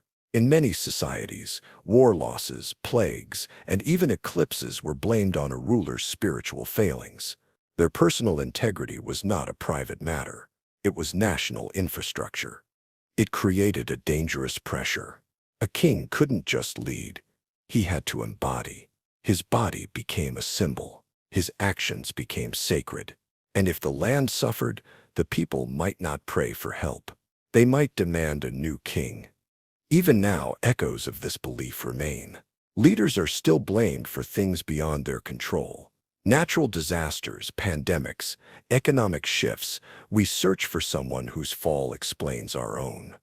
Because somewhere inside, the old idea lingers that to save the land, you may have to sacrifice the throne. Pain redeems the soul, In many ancient traditions, pain was more than punishment. It was purification, a necessary fire through which the soul passed to become worthy, holy, or whole. Suffering wasn't to be avoided. It was often seen as the path to enlightenment. In early Christian thought, martyrdom wasn't a tragedy. It was a triumph. The more a body was broken, the more radiant the spirit became. Saints were canonized, not for avoiding pain, but for embracing it with grace, for believing that agony on earth cleansed the soul for eternity. In Hinduism and Buddhism, cycles of suffering were tied to karma and rebirth. Pain could be a signal, an echo of past actions, or a gateway to future release. To endure suffering without resistance was a step toward spiritual awakening. The body might scream, but the soul moved closer to truth. In many indigenous traditions, rites of passage included physical trials, exposure to the elements, fasting, scarification. These weren't meant to punish. They were meant to initiate. Pain marked transformation, a symbolic death of the old self and the birth of a new one. This belief had consequences. It taught people to find meaning in their misery. It gave dignity to hardship, but it also bred silence. If pain is holy, then complaining becomes weakness. If suffering is a test, then asking for help feels like failure. Even today, this idea survives. In the way people speak of earning their peace or deserving their happiness. In phrases like, "What doesn't kill you makes you stronger," we still tell ourselves that the wound is part of the wisdom. Because we inherited a deep idea that the soul is refined not by comfort, but by fire. The group comes first. Long before individuality became a modern ideal, ancient societies placed the highest value not on the self, but on the group, the tribe, the clan, the family, the city-state. These weren't just social units. They were sacred containers of meaning, identity, and survival. In ancient Sparta, the needs of the state eclipsed all personal desires. Children were trained not to excel alone, but to blend into the phalanx. Strength wasn't personal glory. It was how well you held the line beside your brothers. To fail the group was to dishonor yourself. In Confucian philosophy, harmony within the family and state was paramount. A son who disobeyed a father or a subject who questioned a ruler wasn't just being difficult. He was disturbing the order of heaven itself. Relationships were the foundation of virtue. Among many indigenous cultures, the survival of the group required communal thinking. Resources were shared, decisions were collective, and individuals' actions reflected not just on themselves, but on ancestors and descendants. Your choices echoed through time. Even in ancient Rome, pietas, a blend of duty, loyalty, and reverence, was a prized virtue. One's role in society mattered more than personal opinion. Sacrificing for the republic, for the household gods, or for your legion wasn't seen as loss. It was fulfillment. The individual mattered, but only insofar as they served the group. This belief created tight bonds. It built solidarity, but it also demanded sacrifice, silence, submission. If the group was sacred, then personal needs could be suspect. Private doubts became public threats. And so, generation after generation, people learned to shrink their wants to fit the shape of the whole. Because in a world shaped by ancient memory, the self was never the center. The circle always came first. Bloodline shapes worth. In many ancient worlds, who you were began with whose blood you carried. Status, character, destiny. All were believed to flow through the veins. You weren't just born into a family. You were born into a story already being told. In dynastic Egypt, pharaohs were not merely rulers. They were living gods, descendants of Ra himself. Their bloodline was sacred, their lineage, the justification for their power. No matter their wisdom or cruelty, their right to rule was never in question, because it came by birth. In India's caste system, social standing was hereditary. Your role in life, your duties, even your spiritual prospects were tied to the family you entered at birth. Karma explained the hierarchy, and to question it was to question the moral order of the cosmos. Aristocratic societies across medieval Europe clung to the same belief. Nobility wasn't earned, it was inherited. Blue blood separated rulers from ruled, as if superiority could be measured in genealogy. And even outside formal hierarchies, myths and legends reinforced the idea. Heroes were often born of gods, demigods, or kings. Their greatness wasn't discovered, it was unlocked. Their worth wasn't chosen, it was foretold. This belief offered structure. It gave people a place in the world, a lineage to honor, but it also chained identity to ancestry. To be born into the wrong family meant limited freedom, diminished dignity, and the constant burden of proving yourself against expectations. Even today, echoes linger. People still ask where you're from and judge what that means. Surnames, accents, skin, and history can still shape opportunity, sometimes more than merit. Because long before we believed in potential, we believed in blood. Rebels always fall. In the myths and memories of ancient cultures, rebels rarely live to see triumph. They don't become saviors or heroes. They become warnings. To stand against tradition, to challenge the order, was to step outside the circle of protection. And the consequence was always the same: ruin. In ancient Greece, Prometheus defied Zeus by giving fire to humanity. For this gift of enlightenment, he was chained to a rock and tortured for eternity. His rebellion wasn't romantic, it was a threat to divine authority, and the gods made an example of him. In Chinese dynastic histories, rebellion was treated like a disease that had to be purged. Even when an emperor's rule was cruel, those who rose against him were often remembered as arrogant or cursed, unless their rebellion eventually succeeded, at which point the story was rewritten to justify the power shift. Religious texts tell similar tales. Lucifer's fall in Christian theology wasn't a battle. It was the inevitable collapse of a being who dared to question divine hierarchy.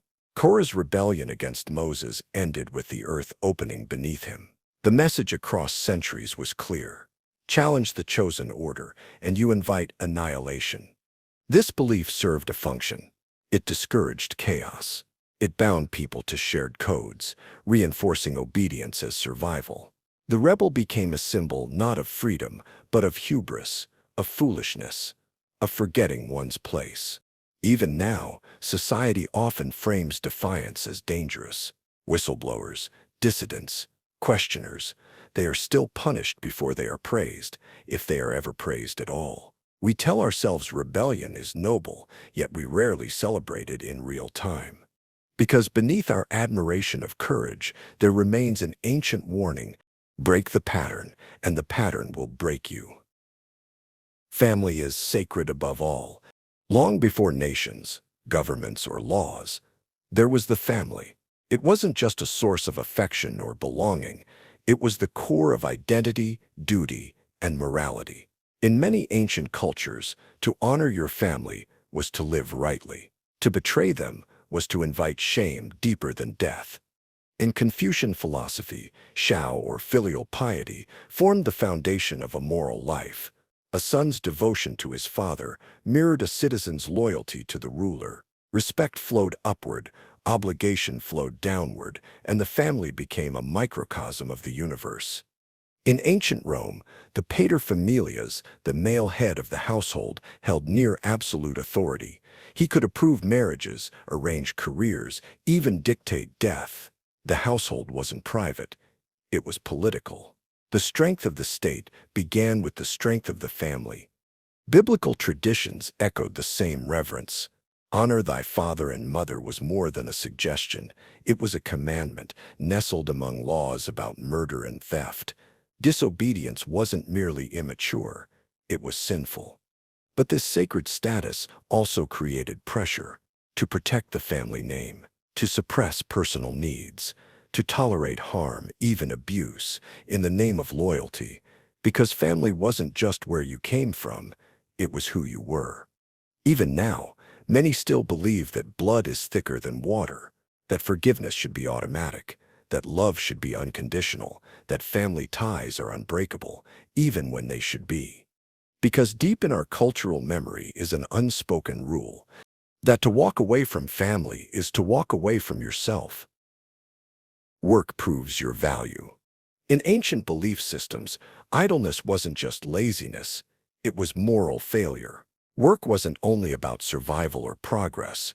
It was how you proved your worth to your community, to the gods, even to yourself. The Greeks told myths of Sisyphus, condemned to roll a boulder uphill forever as punishment, but also as a reflection. Endless labor was seen as fitting for one who tried to cheat death. Work is suffering. Work is justice. In early Christian teachings, labor became a form of virtue. He who does not work, neither shall he eat, echoed through monasteries and villages alike. Hard work cleansed the soul, disciplined the body, and aligned man with God's order. Even Adam, cast out from Eden, was told he'd earn bread by the sweat of his brow.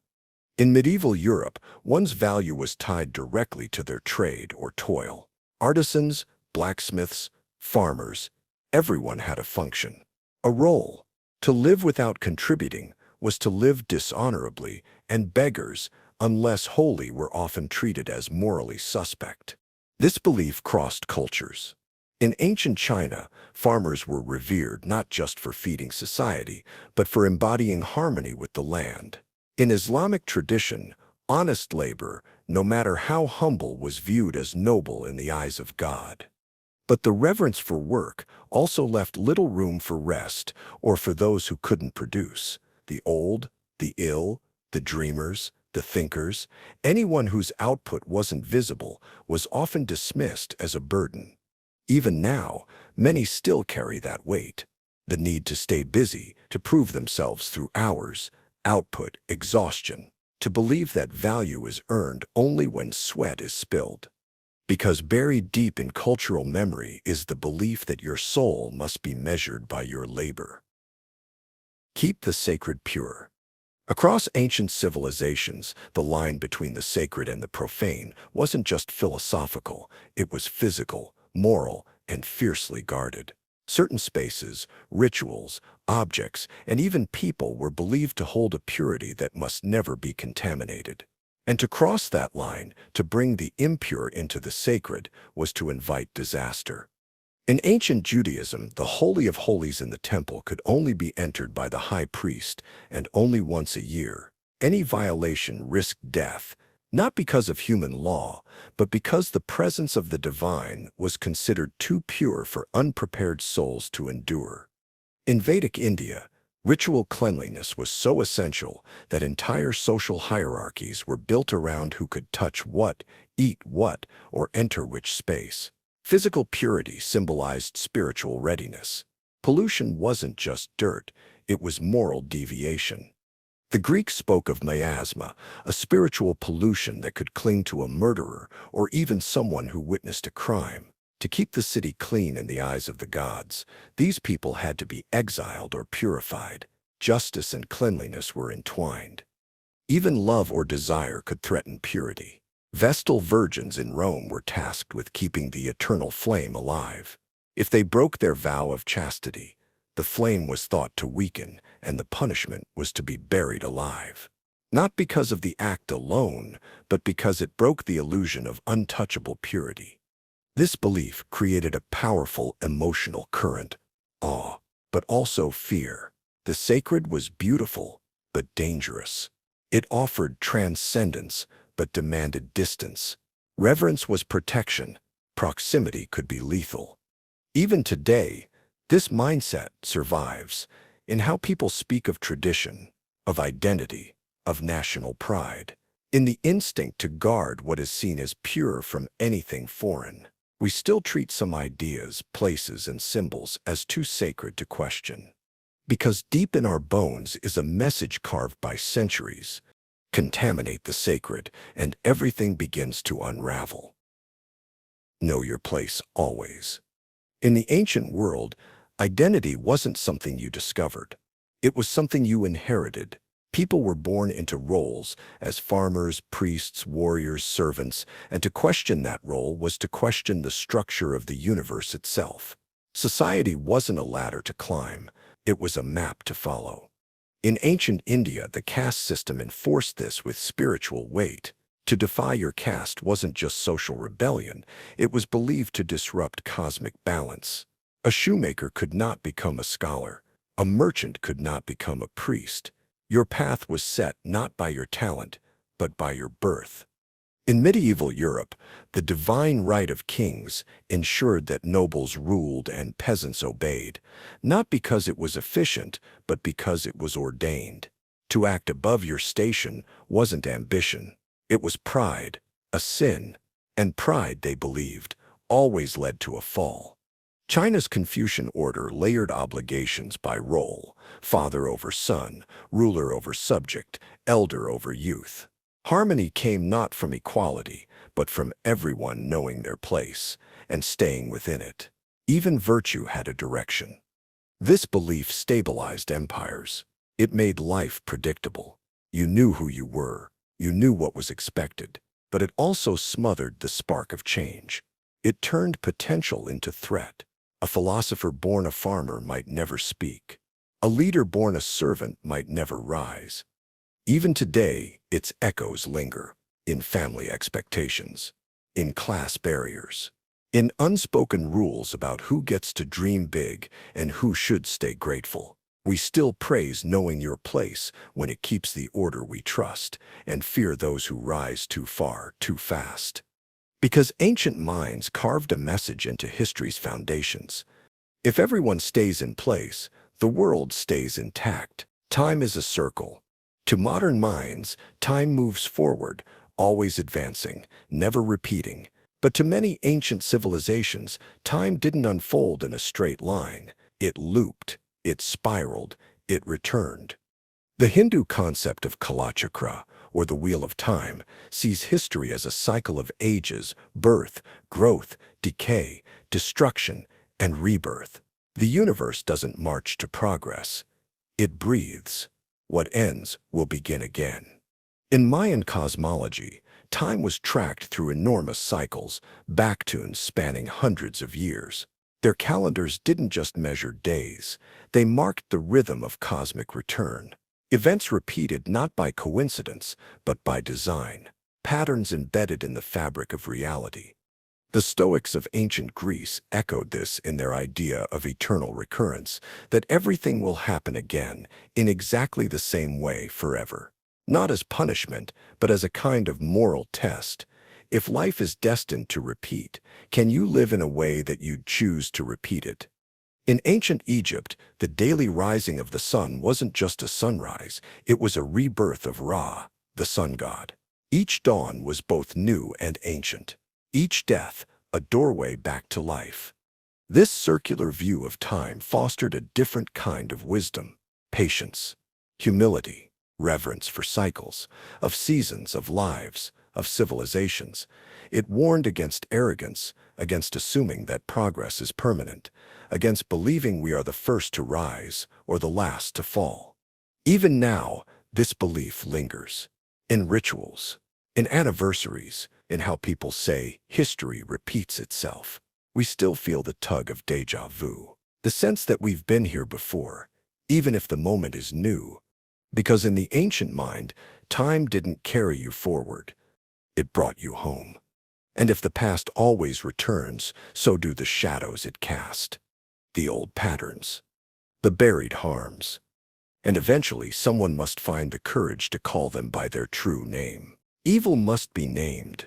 To ancient minds, evil was not just an abstract force, it was personal, present, and powerful. And it could not be ignored. It had to be recognized, described, spoken aloud.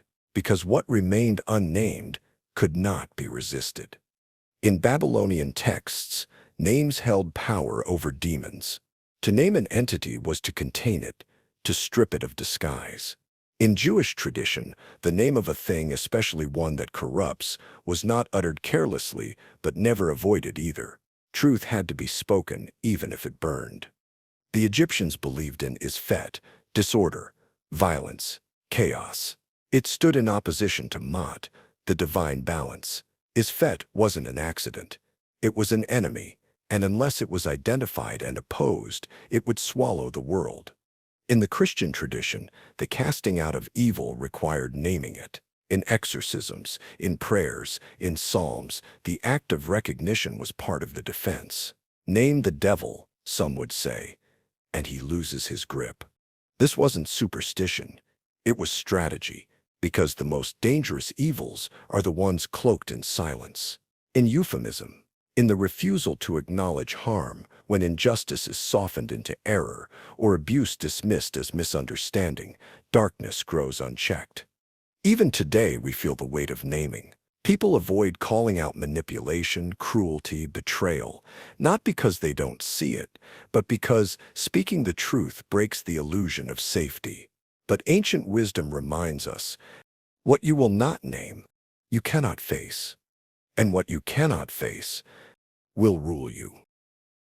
The body reveals the soul.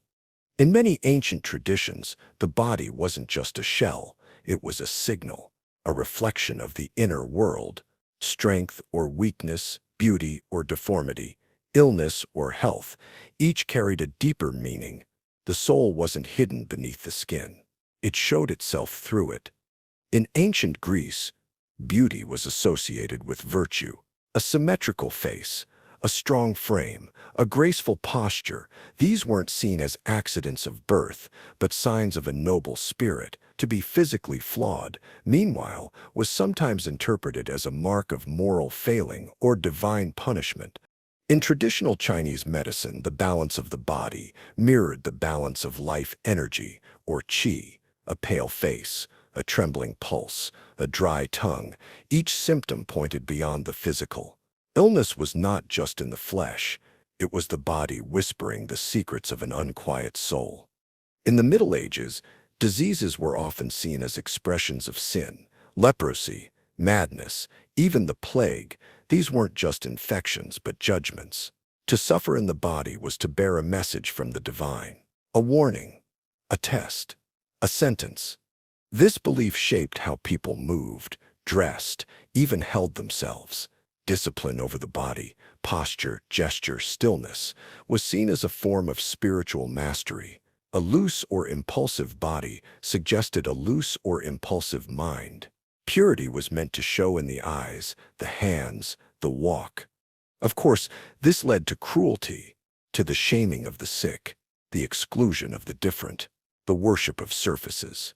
But it also reflects an ancient intuition that the self isn't fully separate from the body that holds it. Even today, we read into bodies, a smile that seems forced, a slumped back that speaks of sorrow, a radiant face that suggests peace. We still believe, deep down, that the soul leaves fingerprints. Because to the ancient mind, truth was never invisible. It lived in the flesh. The world may be an illusion. To most ancient thinkers, reality wasn't taken at face value. What we see, touch, and hear, these were not necessarily the final truths. In fact, the senses could be traps, and the world they described might be a carefully crafted illusion. In Hindu philosophy, Maya refers to the illusion of the material world. The world exists, but not as we think. It's a veil, a shifting surface that hides the deeper, unchanging essence beneath. To live attached to its pleasures and pains is to mistake the dream for the dreamer.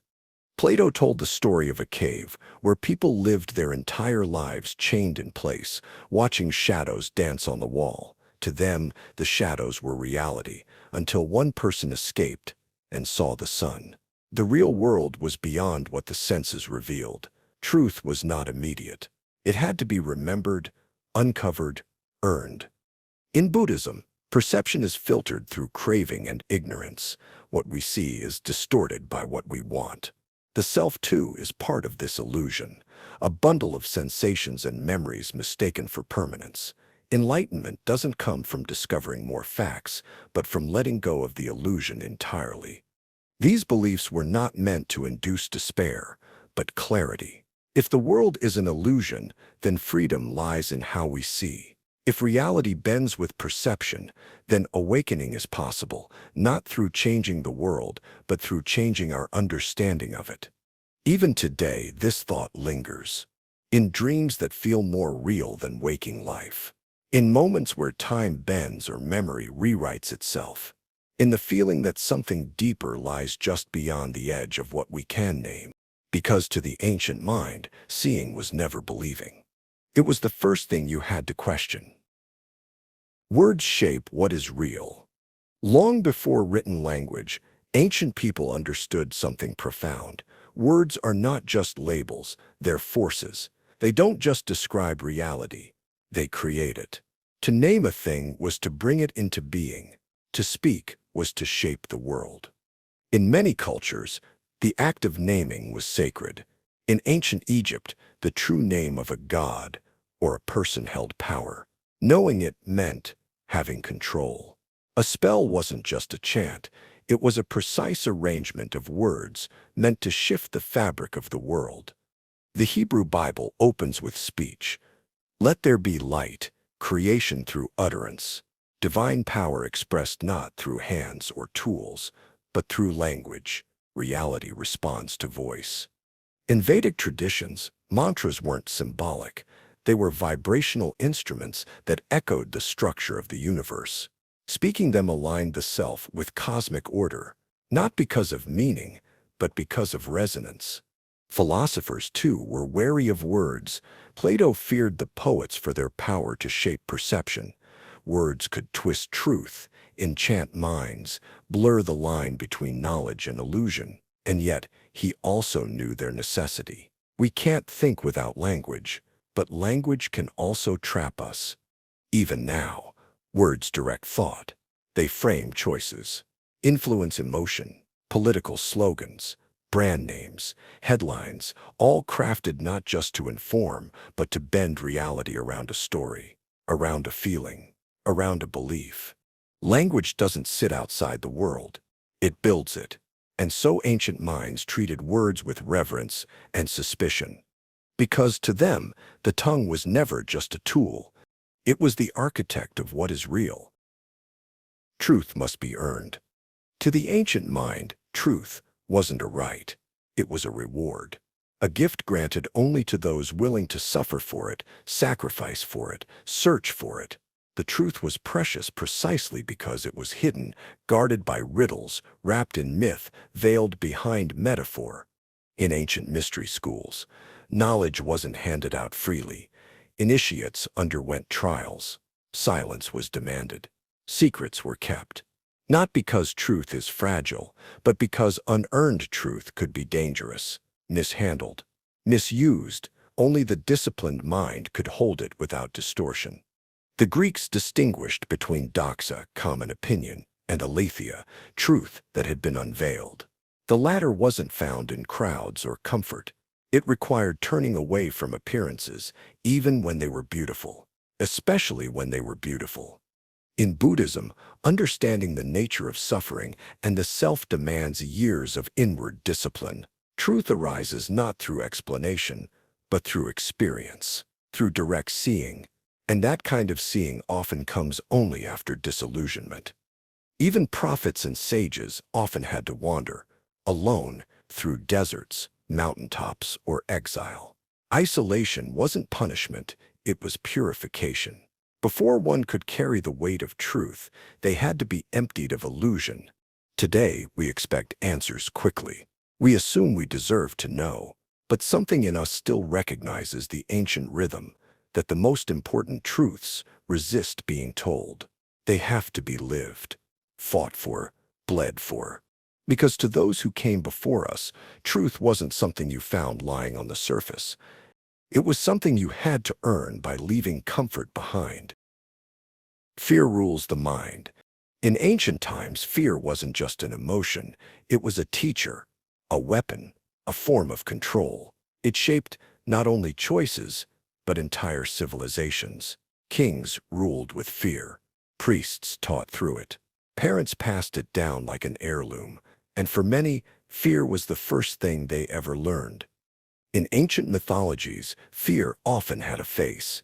In Mesopotamia, demons stalked the night. In Egypt, the underworld was filled with terrifying trials. In Norse tales, Ragnarok loomed, the end of everything, always on the horizon. These weren't just stories, they were warnings. Fear wasn't there to entertain. It was there to keep order. Governments and empires learned quickly that fear could hold a population more tightly than chains.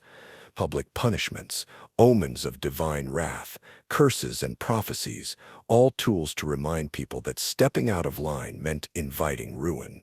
The unknown became a prison more secure than any wall. But fear also kept people safe. It taught caution, patience, humility. Don't challenge the gods. Don't question the elders. Don't wander from the village at night. In a world of storms, plagues, and sudden violence, fear wasn't always irrational. It was survival. And yet, those who mastered fear, who could move through it, not just obey it, were often seen as holy. Warriors, prophets, philosophers. They weren't fearless. They simply refused to let fear make their choices for them. Today, we still carry those instincts. We avoid hard truths. We flinch from confrontation. We mistake comfort for peace. But the ancient belief endures. Fear is not just a feeling. It is a ruler. And unless we name it, it governs us silently. Because to the ancients, fear didn't visit the mind. It sat on its throne. Pain shows who you are. To ancient minds, pain wasn't simply a warning from the body. It was a revelation of character. The way you suffered quietly, proudly, angrily, was thought to reveal something essential about your soul. Pain didn't just happen to you. It unmasked you. In the Stoic tradition, enduring pain without complaint was considered the highest proof of virtue. Epictetus, born into slavery, taught that while you can't always control what happens, you can always choose how you respond. Pain is inevitable. Cowardice is optional. In warrior cultures from Sparta to feudal Japan, pain was a rite of passage. Scars weren't marks of weakness. They were symbols of discipline and loyalty. The ability to withstand pain proved you were ready to fight, to lead, to be remembered. In Hinduism and Buddhism, pain often signals attachment. Suffering isn't random. It reveals where the self clings too tightly. To lose what you thought defined you and survive is to see what remains. In that stripping down, something deeper can be found. And for some ancient mystics, pain was even a path to the divine. Fasting, isolation, self-denial, these weren't punishments. They were purification, a kind of spiritual fire that burned away illusion. The deeper the wound, the clearer the truth it could reveal. Even now we echo this belief. We say pain builds character, that hardship makes you stronger. We admire those who suffer with grace, or transform their suffering into wisdom. And somewhere within us, we still suspect that pain doesn't only hurt.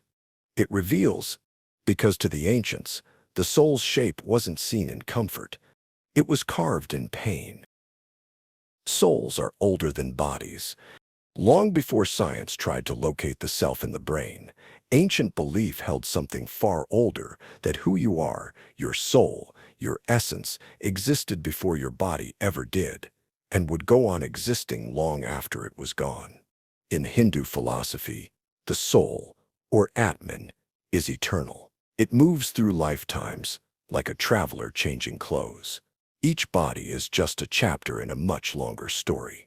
You are not born once, but again and again, carrying the weight of past actions into new forms. Plato echoed this in ancient Greece. He wrote of a realm of pure forms where the soul dwelled before birth. What we call learning, he suggested, is actually remembering, recollection of truths the soul once knew, now buried under the noise of the physical world. Many indigenous cultures also held that souls precede bodies. In some traditions, ancestors choose to return through bloodlines. Children are seen not as blank slates, but as old spirits with new roles. Their personalities, their fears, their gifts, these are echoes, not inventions. This belief offered meaning in suffering. If the soul is ancient, then this life is not a random trial. It's part of a larger arc. Your struggles may be debts from before, or preparations for what's to come. And death, not an end, but a transition. Today this idea still lingers, in déjà vu, in the feeling of being older than your age, in the sense that some connections run deeper than a single lifetime could explain. We speak of old souls as if we know intuitively that time isn't as linear as we pretend. Because to the ancients, your soul wasn't created when you were born. It was only introduced. Actions echo forever. In the ancient world, nothing was truly over. A word once spoken, a deed once done, it lived on, shaping the future long after the moment had passed. There was no clean break between cause and effect. Everything echoed. In many traditions, this idea was embedded in moral law. In Hinduism and Buddhism, karma is not punishment but momentum. An action creates an imprint, that imprint becomes a tendency, and that tendency moves forward into relationships, into consequences, into future lives. In Norse mythology, every decision contributes to the weaving of fate. The Norns, beings who shape destiny, spin the threads of life from past actions. You're not writing a story from scratch, you're inheriting one you helped create. The ancient Egyptians believed the soul would be judged by the weight of its deeds, a feather against a heart. The lighter the heart, the freer the soul. Even a small cruelty could tip the scale. This belief wasn't just about morality, it was about awareness. A recognition that the present is made of echoes, that what you do today speaks into tomorrow, that words linger, that silence has weight, that choices ripple outward through lives you'll never meet. Even the Stoics, with their focus on rational self-control, insisted that your character is shaped by repeated action. You become your habits. Your soul bends with every small decision, not just the grand gestures, but the daily, invisible ones. Today we talk about legacy, about butterfly effects, about intergenerational trauma and inherited patterns. And behind all of it is the same ancient suspicion: what we do does not die with us. It echoes. Wisdom comes after loss. To the ancients, wisdom was rarely a product of success. It didn't come from achievement or knowledge passed through scrolls and sermons. It came from something more raw: loss. When something precious was taken, when illusions cracked, when the ground beneath you gave way, that's when the deeper truths revealed themselves. In many mythologies, the wise figure, the elder, the prophet, the monk, has a past marked by sorrow, a child buried, a kingdom lost, a betrayal survived. Loss wasn't just something to endure, it was a crucible. What emerged from it was a kind of clarity no comfort could offer. The Greeks knew this well. In tragedy, characters only saw clearly after ruin had arrived. Oedipus understands his fate only after he's blinded. Agamemnon returns home in victory, but wisdom comes too late. Insight is often retroactive, its price paid in grief. In Buddhism, suffering is the first noble truth. It isn't an obstacle to enlightenment, it's the beginning of it. The mind doesn't awaken in luxury. It awakens in collapse, in stillness, in the quiet after something irreplaceable is gone. Indigenous teachings often see loss not as an ending, but a rite of passage, a way to be stripped of the ego, the roles, the illusions. After loss, a person no longer just lives. They see, they listen, they carry something heavier and speak more softly. Today we still recognize this. The people who speak from real depth are rarely the ones who've never stumbled. They're the ones who have known what it means to lose and chose not to numb it, but to learn from it. Because to ancient wisdom, clarity doesn't arrive when everything goes right. It arrives when something breaks and you don't. The universe is listening. To the ancients, the universe wasn't mute. It didn't run on cold laws or blind chance. It listened, it noticed, it responded. The The wind wasn't just weather. The stars weren't just distant fires. Everything around you was part of a conversation, subtle, sacred, ongoing. In ancient Egypt, people wrote prayers on scraps of pottery and left them near temples. These weren't just hopes thrown into silence. They were messages meant for divine ears. The gods weren't distant figures. They were woven into the rhythm of daily life. What you said, what you thought, what you asked, none of it vanished. In early Chinese thought, Tian, or heaven, was not just a place, it was a moral force. Rulers were judged by it. Actions that dishonored balance would invite storms, famine, or social collapse. Heaven didn't speak in words, it spoke in outcomes. The Stoics believed in logos, a kind of rational order behind all things. To live wisely was to align with it, to recognize that your actions, no matter how small, contributed to a greater harmony. The universe wasn't watching to punish. It was listening to see if you were in tune.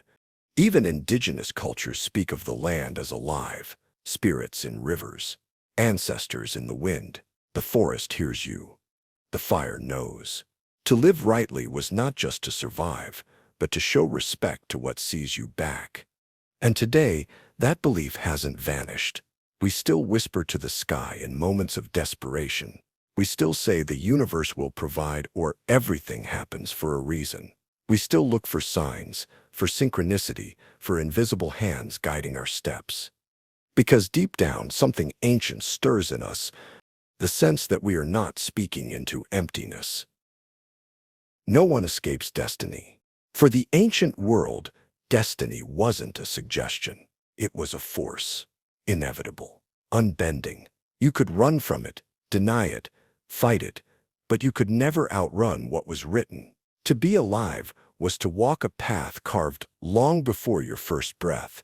In Greek mythology, the Moirai, the fates, spun, measured, and cut the thread of each life.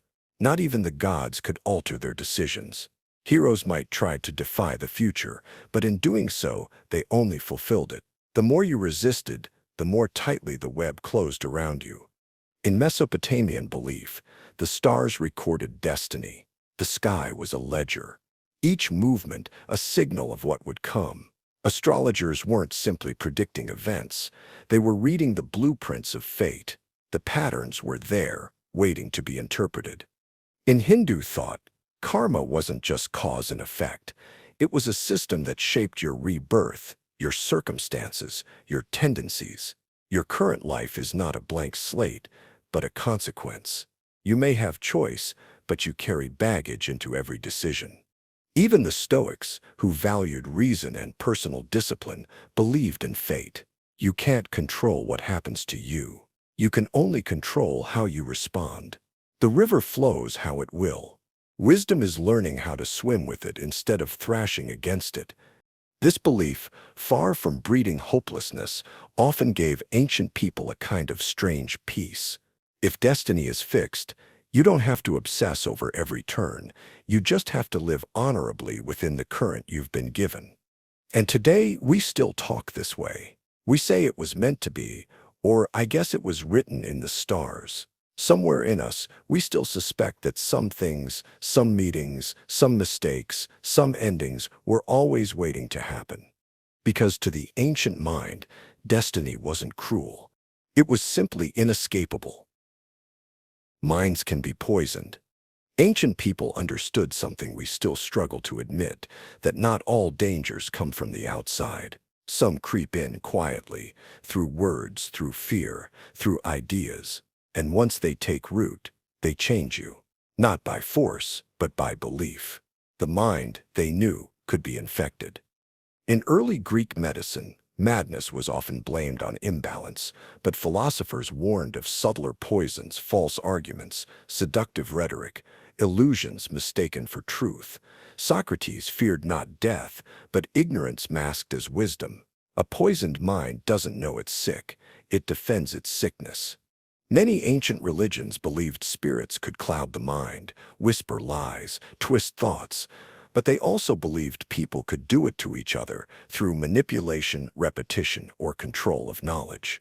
To corrupt someone's thinking was to steal their freedom while making them feel free. Buddhism teaches that the mind is a field. What you plant, greed, anger, delusion, will grow. Left unchecked, those seeds choke out clarity. You see enemies where there are none. You cling to desires that harm you. You believe your suffering is truth instead of a passing shadow. In every culture, there were warnings about who to trust, about what to read, about how easily a person's will could be bent without chains, sometimes with charm, sometimes with fear, but always with words. And even now, the ancient fear lingers. We talk about brainwashing, propaganda, toxic beliefs. We know that minds can be shaped, slowly, by the stories they're fed. And once shaped, they can be hard to unshape. Because to the ancients, a poisoned mind wasn't just confused. It was captured. The eyes can't lie. To the ancient mind, words could deceive, but the eyes could not. They were believed to be windows, not just into the soul, but into truth. What someone truly felt, what they feared, what they desired, would eventually rise to the surface and show itself in a glance. In ancient Egypt, the Eye of Horus wasn't just a symbol of protection. It was a sacred force that watched and revealed. To be seen by it was to be judged beyond appearances. It wasn't about what you said. It was about what your presence betrayed. The Greeks believed deeply in the power of the gaze. A lover's glance could stir madness. A liar's eyes would shift. Truth, no matter how buried, would tremble at the surface of the face. Even today, we still believe we can see it in someone's eyes when something is wrong or deeply right. In many traditions, the evil eye wasn't a myth. It was a threat. To look with envy, malice, or hidden intention was to wound without touching. But this belief also implies a deeper truth. The eyes carry emotion. The eyes confess what the mouth tries to hide. Roman generals and emperors studied the faces of their enemies. A twitch, a flicker, a moment too long held, these were all reads of character. The body could be trained. The voice could lie. But the eyes, they were ancient witnesses. And even now, technology may read our faces, but we still scan each other the old way. Not for logic, but for feeling, for depth, for what the eyes betray when everything else is masked. Because to the ancients, if you wanted to know someone's truth, you didn't listen to their voice. You watched their eyes. What's hidden is stronger. In the ancient world, surface strength meant little. What was visible could be broken, stolen, or imitated. True power, they believed, lived in what was unseen, buried knowledge, concealed emotion, secret names, veiled intentions. The visible was a mask. The hidden was the source. Many early civilizations kept their most sacred knowledge secret. Initiates swore oath. Rituals were hidden from the public. Even gods were thought to have true names never spoken aloud. To reveal them would give away power, because once something is known by all, it's vulnerable. In Taoist thought, the Tao itself, the way behind all things, is nameless and invisible. The more you try to grasp it directly, the more it slips away. But it governs everything. Its strength lies in silence, its influence in its refusal to be seen. The same belief shaped ancient magic. Spells were not just words, but carefully guarded formulas. Their power lay in their obscurity. A charm known to many was no longer a charm. It became common, and the common could no longer transform. Even in battle, strength was often judged by strategy, not brute force. What a general kept hidden, his movement, his motive, his timing, could win wars before swords were drawn. The mind unseen was feared more than the weapon shown. And in human behavior, the same pattern held. The loudest person wasn't the most powerful. The one who revealed least often held the most sway. Mystery was not just alluring, it was dangerous. Today we crave transparency, but some part of us still reveres the hidden. We still fear what we don't understand. And somewhere deep down we sense the old truth. that the roots of power lie not in what stands tall above the earth, but in what grows quietly beneath it. Questions hold power. To ancient thinkers, answers were not the ultimate goal. Questions were. The right question could unmake a belief, bend a kingdom, even awaken a soul. Answers ended thought. But a question, especially the kind with no easy reply, had the power to open the mind and shake its foundations. Socrates made this his life's work. He didn't lecture. He asked. Again and again, what is justice? What is virtue? What do you truly know? His questions exposed the fragility of certainty. And in that discomfort, transformation could begin. In Zen Buddhism, koans, riddles with no rational solution, are used to disturb the mind into awakening. What is the sound of one hand clapping? It's not a puzzle to solve, but a mirror that reveals how tightly we cling to logic, to ego, to control. The Torah is filled with questions. So is the Bhagavad Gita. So are the teachings of Confucius. Ancient wisdom rarely offers neat explanations. Instead, it turns your gaze inward. It asks, then waits. Because the work isn't in hearing the answer. It's in learning why the question unsettles you. Questions threaten systems. They suggest that what you've been taught might be incomplete, that the people in charge may not know, that tradition might be wrong, which is why in many cultures questioning was dangerous, heretical, a spark too close to dry wood. But even then, the question lived on. Whispered, hidden, shared between seekers in shadows. Because the ancients knew something we often forget, a single good question can unravel a lifetime of certainty. It can undo illusion. It can begin a new way of seeing. Not because it gives you power, but because it reminds you that you never really had it. Madness opens the gate. In the ancient world, madness was not always seen as illness. Sometimes it was a signal, a passage, a tear in the ordinary through which the divine, the mysterious, or the forbidden might speak. Madness could isolate, but it could also initiate. In ancient Greece, the Oracle of Delphi, perhaps the most revered source of prophecy, spoke in a trance. Her words were cryptic, wild, often contradictory. Yet kings listened. Empires were shaped by her madness. Plato even wrote of divine madness, the kind that brings poetry, love, and prophecy. Not all madness was feared. Some was sacred. Shamans across cultures sought altered states through fasting, drumming, or ritual substances. In these states, they said, the boundaries of the self dissolved, visions came, spirits spoke. Healing could begin. To step outside reason wasn't failure, it was access. In Hindu and Buddhist traditions, the ego is often portrayed as a structure built from illusion. To dissolve it, to see past it can feel like madness, but only to the part of the mind that clings to control. Liberation, in many teachings, first feels like falling apart. And there's a danger, too. Not all madness frees, some devours. The ancients knew that crossing into altered states without guidance could lead not to revelation but to ruin. The line between madness and wisdom was thin and sacred. Even now, we sometimes romanticize madness in artists, prophets, visionaries. We know it carries risk, but we also sense that those who think too clearly might never see what lies just beyond the veil. Because to the ancients, madness wasn't just a breakdown. Sometimes it was a doorway. Signs or messages. To the ancient mind, nothing was random. A sudden storm, a bird's flight, a dream at dawn. These were not background noise. They were signs. The world wasn't silent. It whispered constantly, and those who paid attention believed they could hear it speak. In Mesopotamia, kings had teams of diviners who read the future in animal entrails and patterns of smoke.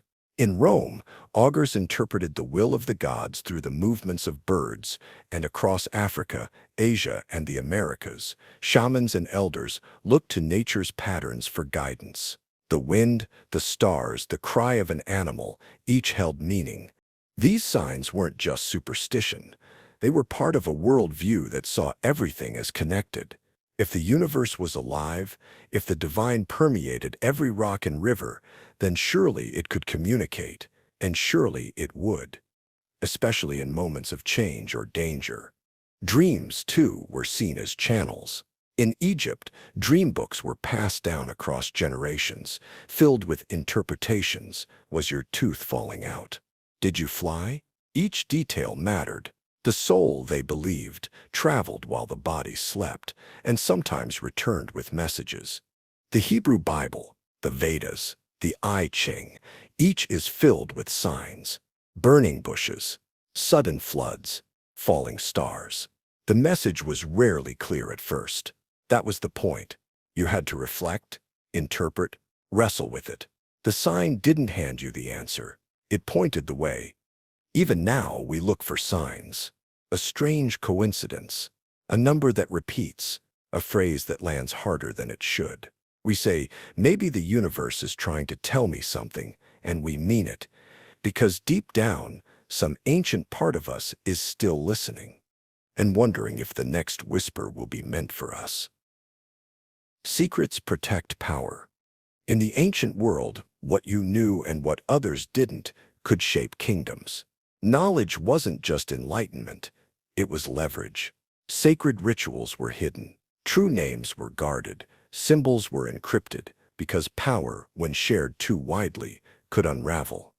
The priests of Egypt didn't only preserve religious order, they controlled knowledge, mathematics, medicine, even the calendar. These were privileges, not public property. To know was to be closer to the gods. To reveal was to risk collapse. In mystery cults across Greece and Rome, initiates swore never to speak of what they had seen. These weren't casual ceremonies. They were transformations, and secrecy was the price of transformation. To reveal the mysteries was to break their power, and often the law. In ancient China, imperial astrologers advised emperors in private. Cosmic alignments could determine war or peace. But this guidance was not for the people. It was for the throne. If everyone read the sky, who would obey the one who claimed heaven's mandate? Secrets also served as protection. In many African traditions, spiritual knowledge was layered. Elders passed it down gradually. Not everyone was ready. And those who misused sacred knowledge were believed to endanger not just themselves, but the whole community. Even in myth, the gods often lose power when their secrets are discovered. The story of Prometheus giving fire to humans is not just about technology. It's about a boundary crossed, power shared too soon, and punished accordingly. Today, we still protect secrets, trade formulas, algorithms, confidential strategies. We still whisper instead of announce. We still suspect that if everyone knew everything, the structure might not hold. Because ancient wisdom never saw secrecy as deception. It saw it as survival. Words can curse. To ancient cultures, words were not passive. They were forces. Spoken aloud, they could shape the world, summon protection, or unleash destruction. A blessing could bind a future. A curse could twist it. And once spoken, a word could never truly be taken back. In Mesopotamia, curses were inscribed on clay tablets and buried under buildings or worn around the neck. These weren't metaphorical warnings. They were weapons. If you stole, betrayed, or desecrated, the words themselves would chase you through illness, drought, or death. In Egypt, the name of a person held their essence. To erase a name from stone was to erase their afterlife. To speak it with malice was to harm their soul. That's why pharaohs who fell from favor had their names scratched out, stripped not just of honor, but of existence. In early Hebrew tradition, the divine name was too sacred to be spoken. To say it carelessly was dangerous. To misuse it was a sin. Words weren't just sounds, they were acts. They built, destroyed, transformed. The Greeks told stories of incantations, words that opened doors, froze enemies, summoned winds. In Celtic lore, bards could curse with a poem, turning praise into poison with a few precise lines. The tongue was sharper than any sword. And even now, we carry this legacy. A cruel sentence from childhood echoes for decades. A breakup text haunts years later. A label, failure, liar, worthless, can become a life. We still whisper under our breath, still fear jinxing something, still believe at times that saying it might make it real. Because the ancients knew what we often forget. Words don't just describe reality, they can distort it, or worse, create it. Reality needs interpreting. To the ancient mind, reality wasn't obvious. It wasn't a flat surface you could simply observe. It was layered, symbolic, often misleading. What you saw wasn't always what was there, and what was there often needed guidance to be understood. In ancient Greece, philosophers like Plato insisted that the world of appearances was only a shadow of deeper truths. The senses could deceive. The visible world was a distraction from the eternal forms, the invisible, unchanging realities behind all things. To see clearly, you had to look inward. In India, the concept of Maya teaches that the material world is illusion, not in the sense that it doesn't exist, but that it masks the real. The truth is veiled, wrapped in sensation, ego, and desire. You must train the mind to look past appearances. Egyptians built temples filled with symbolic images, not to confuse, but to initiate. Every god, every gesture, every color had meaning. To walk through these spaces was to walk through a code, and only the initiated could read it. Shamans interpreted visions, dreams, and signs. A bird's cry, a fevered hallucination, a misstep on a path, none were accidents. Each carried a meaning that had to be pulled out, held to the light, and understood in the context of the soul. Even scripture was seen as layered. The plain reading was for the common mind. The deeper truths were for those who asked, doubted, studied. Sacred texts weren't manuals. They were mirrors. What you saw in them depended on how far you were willing to look. We still carry this instinct. We search for subtext in stories, motives in behavior, symbols in coincidence. We still believe that life has meaning, but not always on the surface. Because reality, to the ancients, was never self-explanatory. It had to be interpreted. The cosmos is alive. To the ancients, the universe was not empty space and lifeless matter. It breathed. It pulsed. It had intention. The stars were not dead rocks. They were watchers. The wind was not random. It carried voices. The cosmos was a body, and everything inside it had a role to play. In Stoic philosophy, the entire universe was governed by logos, a rational order, alive and divine. You were not separate from it. You were a fragment of the world's soul. To live wisely was to live in tune with the cosmic rhythm already unfolding around you. In ancient Chinese philosophy, qi, the vital energy flowed through the cosmos, just as it did through the human body. The movement of the stars mirrored the movement of breath. When harmony existed between the heavens and the earth, peace followed. When the flow was blocked, imbalance spread. The Egyptians saw the stars as manifestations of gods. The sun died each night and was reborn each dawn. The Nile didn't flood by chance.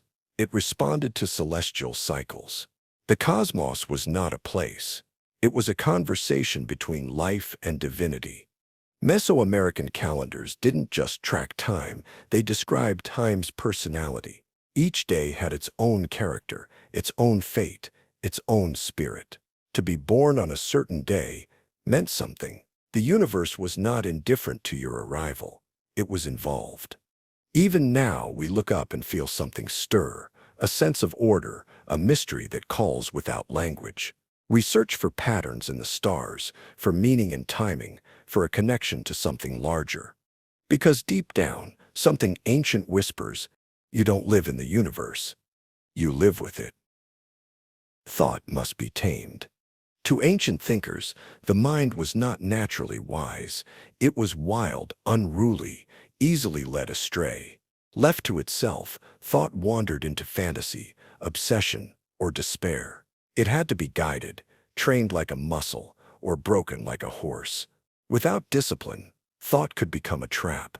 In early Buddhist teachings, the mind is compared to a drunken monkey, restless, agitated, leaping from one distraction to another. Meditation wasn't just a practice, it was a form of taming. Stillness wasn't a luxury, it was a survival skill. The Stoics believed that most suffering came not from the world, but from thought about the world. We fear what hasn't happened. We replay what can't be changed. Reason was a tool, but only if sharpened, otherwise it cut the wrong way. In Hindu practice, mastering the mind was a path to liberation. The manas, or sensory mind, had to be brought under the control of higher awareness. Without this, the self would remain trapped in illusion, reacting, craving, forgetting its true nature. Even in the warrior traditions of Japan and China, mental discipline was central. The sword was secondary. Victory came from clarity, not rage. A mind that panicked, overthought, or doubted could betray the body in a moment of truth. The ancients feared the untrained mind because they saw its power. It could build temples or torture itself. It could solve riddles or create them endlessly. It could guide the soul or drag it down with every unchecked fear. And today, we still wrestle with it, still seek quiet, still crave the ability to think less, or at least to think better. Because they knew what we often forget, the mind is not always your ally, unless you make it one. Forgetting is a sin. In many ancient cultures, memory wasn't just a mental function, it was a moral duty. To forget was more than a lapse. It was a betrayal of ancestors, of tradition, of sacred agreements between the living and the dead. What you remembered wasn't just history, it was identity. The Greeks gave memory its own goddess, Mnemosyne. She wasn't minor, she was the mother of the muses, the source of all art, wisdom, and science. Forget her, and you forget the foundations of civilization itself. Her power wasn't nostalgia, it was continuity. In early Jewish tradition, remembering was an act of faith. The command to remember appears repeatedly. Remember the Sabbath, remember Egypt, remember the covenant. The future, they believed, could only be shaped rightly if the past was carried forward. In African oral traditions, griots memorized genealogies, victories, losses, and lessons. Their memory was the community's library. To forget the stories of your people was to sever your roots, to drift unanchored into confusion or colonization. The Aztecs believed forgetting the dead denied them peace. The Day of the Dead was more than a celebration.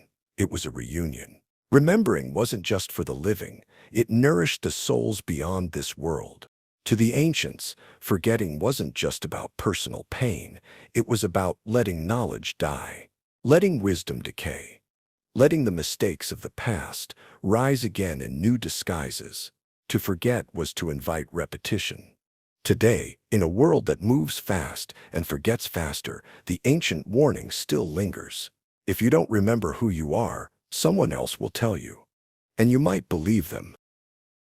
The dead still speak. In the ancient world, death was not an end. It was a transition. The boundary between the living and the dead was thin, permeable. The ancestors didn't vanish. They lingered. They watched. They whispered. And the wise listened. In many African cultures, the dead were still part of the family. They were consulted before major decisions. Offerings were made. Names were spoken to keep them near. The past wasn't buried. It was present, guiding the choices of the living. In ancient Rome, spirits of the ancestors' manes were honored in household rituals. Each home had a place for them. They weren't feared.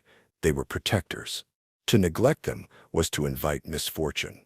The Chinese tradition of ancestor worship runs deep. Tomb sweeping, food offerings, and spoken prayers are all acts of remembrance. but also of conversation. The dead aren't just gone, they're part of the moral fabric.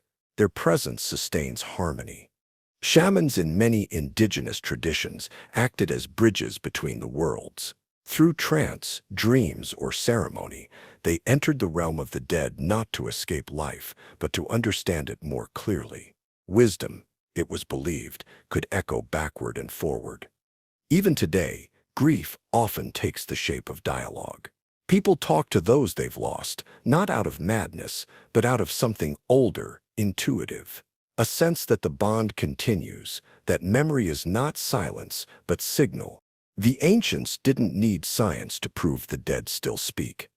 They only needed the stillness to hear them. Touch changes things. To the ancients, touch wasn't just physical, it was spiritual. Every contact carried energy. Every object remembered the hand that shaped it. To touch something was to leave a mark. To be touched was to be changed. In many traditions, blessings were not spoken from a distance. They were given through the laying on of hands. The priest's hand on the forehead, the elder's hand on the shoulder, the healer's fingers tracing a wound. These were acts of transmission, power, comfort, authority. They moved through skin. In Hinduism, darshan, the act of seeing and being seen by the divine, often includes touch. The touching of feet, the embrace of a holy person, the contact with a sacred relic. It's not symbolic. It's believed to alter something inside you. In ancient healing practices, touch was essential. The body was not a machine. It was a vessel of emotion, memory, imbalance, and through touch, those things could be released, realigned, sometimes even forgiven. But the ancients also feared touch. A cursed object, an unclean person, a corpse. These weren't just taboos, they were warnings. Touch could carry danger, not just disease, but energy. Something unseen could pass between people in a single brush of fingers. In temples, certain statues could not be touched. In rituals, a single hand on the wrong object could spoil the entire ceremony. Boundaries mattered because touch wasn't neutral. It left echoes. Even today we understand this without thinking. A hug that lingers. A hand that hesitates. A bruise that remembers. We say, "It touched me," and we don't mean physically. We mean something deeper. Moved. The ancients would nod. They always knew. Touch may be brief, but its imprint lasts. All things return in time. The ancients rarely thought of time as a straight line. It curved, it circled, it returned. What had happened would happen again, perhaps not exactly the same, but close enough to feel like fate echoing through the world. In Hinduism, time flows in vast cycles called yugas, ages that rise, decline, and repeat. Civilizations are born, decay, fall into darkness, and rise again. Even the universe itself is subject to this rhythm, dissolving and reforming over endless eons. The Stoics believed in eternal recurrence, the idea that everything, down to your smallest decision, would repeat forever. You wouldn't just live once, you'd live the same life, endlessly.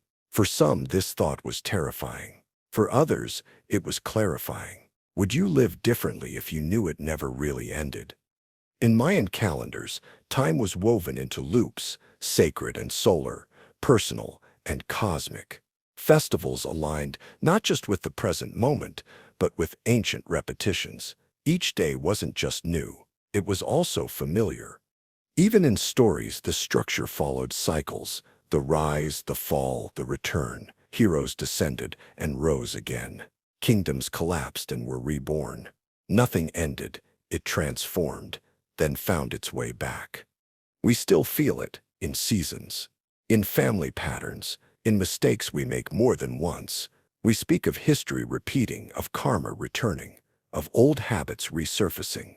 Something deep in us resists the idea that things simply disappear, because the ancient mind believed time wasn't about progress. It was about return. You are what you belong to. In the ancient world, identity wasn't found in isolation. It was shaped by allegiance, by the tribe, the land, the gods, the family name. To belong was not just a comfort, it was a definition. Without it, you were rootless, unformed, sometimes even dangerous. In early tribal societies, a person alone was a person at risk. Survival came through loyalty and interdependence. You ate, worked, and fought for the group. And in return, it gave you meaning. Who you were could only be answered by who you stood with. Religions carried this further. To belong to a temple, a sect, a chosen people, this meant your path was bound to a larger story. You weren't wandering, you were woven. A thread in a tapestry that stretched backward into myth and forward into eternity. In feudal times, your name included your lineage, your land, your land, your land. Freedom was not self-definition. It was responsibility to something greater, and honor came from fulfilling that role without hesitation. The Romans had a word for betrayal, perfidia, to break faith, not just with a person, but with a collective. To reject your group was to reject yourself. Exile wasn't a punishment for the body, it was a wound to the soul. Even philosophy leaned on belonging. The Stoics spoke of being a citizen of the cosmos, a participant in nature's great order. You weren't just a self, you were a part, and your dignity came from knowing where you fit. Today, we chase individuality, but we still ask, who are my people? Where do I feel known? What do I serve beyond myself? Because the ancients understood something we struggle to admit. You are not just who you are. You are what you're willing to belong to. The mind must serve the soul. To the ancients, intellect was not the highest authority. It was a servant, a tool, a lamp, not the flame. True wisdom came from something deeper, something older, the soul. The part of you that doesn't speak in words but in instincts, in silence, in knowing. In Hindu philosophy, the manas, mind was to be mastered by the Atman, soul. The mind chattered, analyzed, desired, but the soul observed. It knew without effort. And when the mind tried to lead, chaos followed. It had to be disciplined, not destroyed, but aligned. Plato wrote of the soul as a charioteer pulled by two horses, one noble, one unruly. The charioteer reason could guide them, but only if it respected the soul's direction. When mind and desire forgot the soul's purpose, the chariot veered off course. In early Christian mysticism, intellect was valuable, but only if humbled. The desert monks spoke of quieting the mind so the heart could speak. They didn't seek cleverness. They sought clarity, a kind that only came when the mind stopped trying to dominate. Buddhist teachings warn of overthinking. The mind grasps, fears, judges, but the soul witnesses. Meditation was not meant to erase thought, but to let the soul reclaim its seat.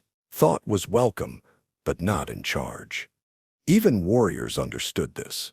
The samurai trained their minds to obey the moment, not to race ahead or look behind, to act without doubt because the soul already knew what must be done. In a world that prizes sharpness and speed, the ancients remind us, let the mind be sharp, but not in control. Its true power appears only when it listens first. True silence is strength. To the modern ear, silence often feels like absence, like something's missing. A void to be filled with answers, opinions, noise, but to the ancients, silence wasn't emptiness, it was power, the kind of power that doesn't need to prove itself. In many traditions, the highest wisdom was spoken least.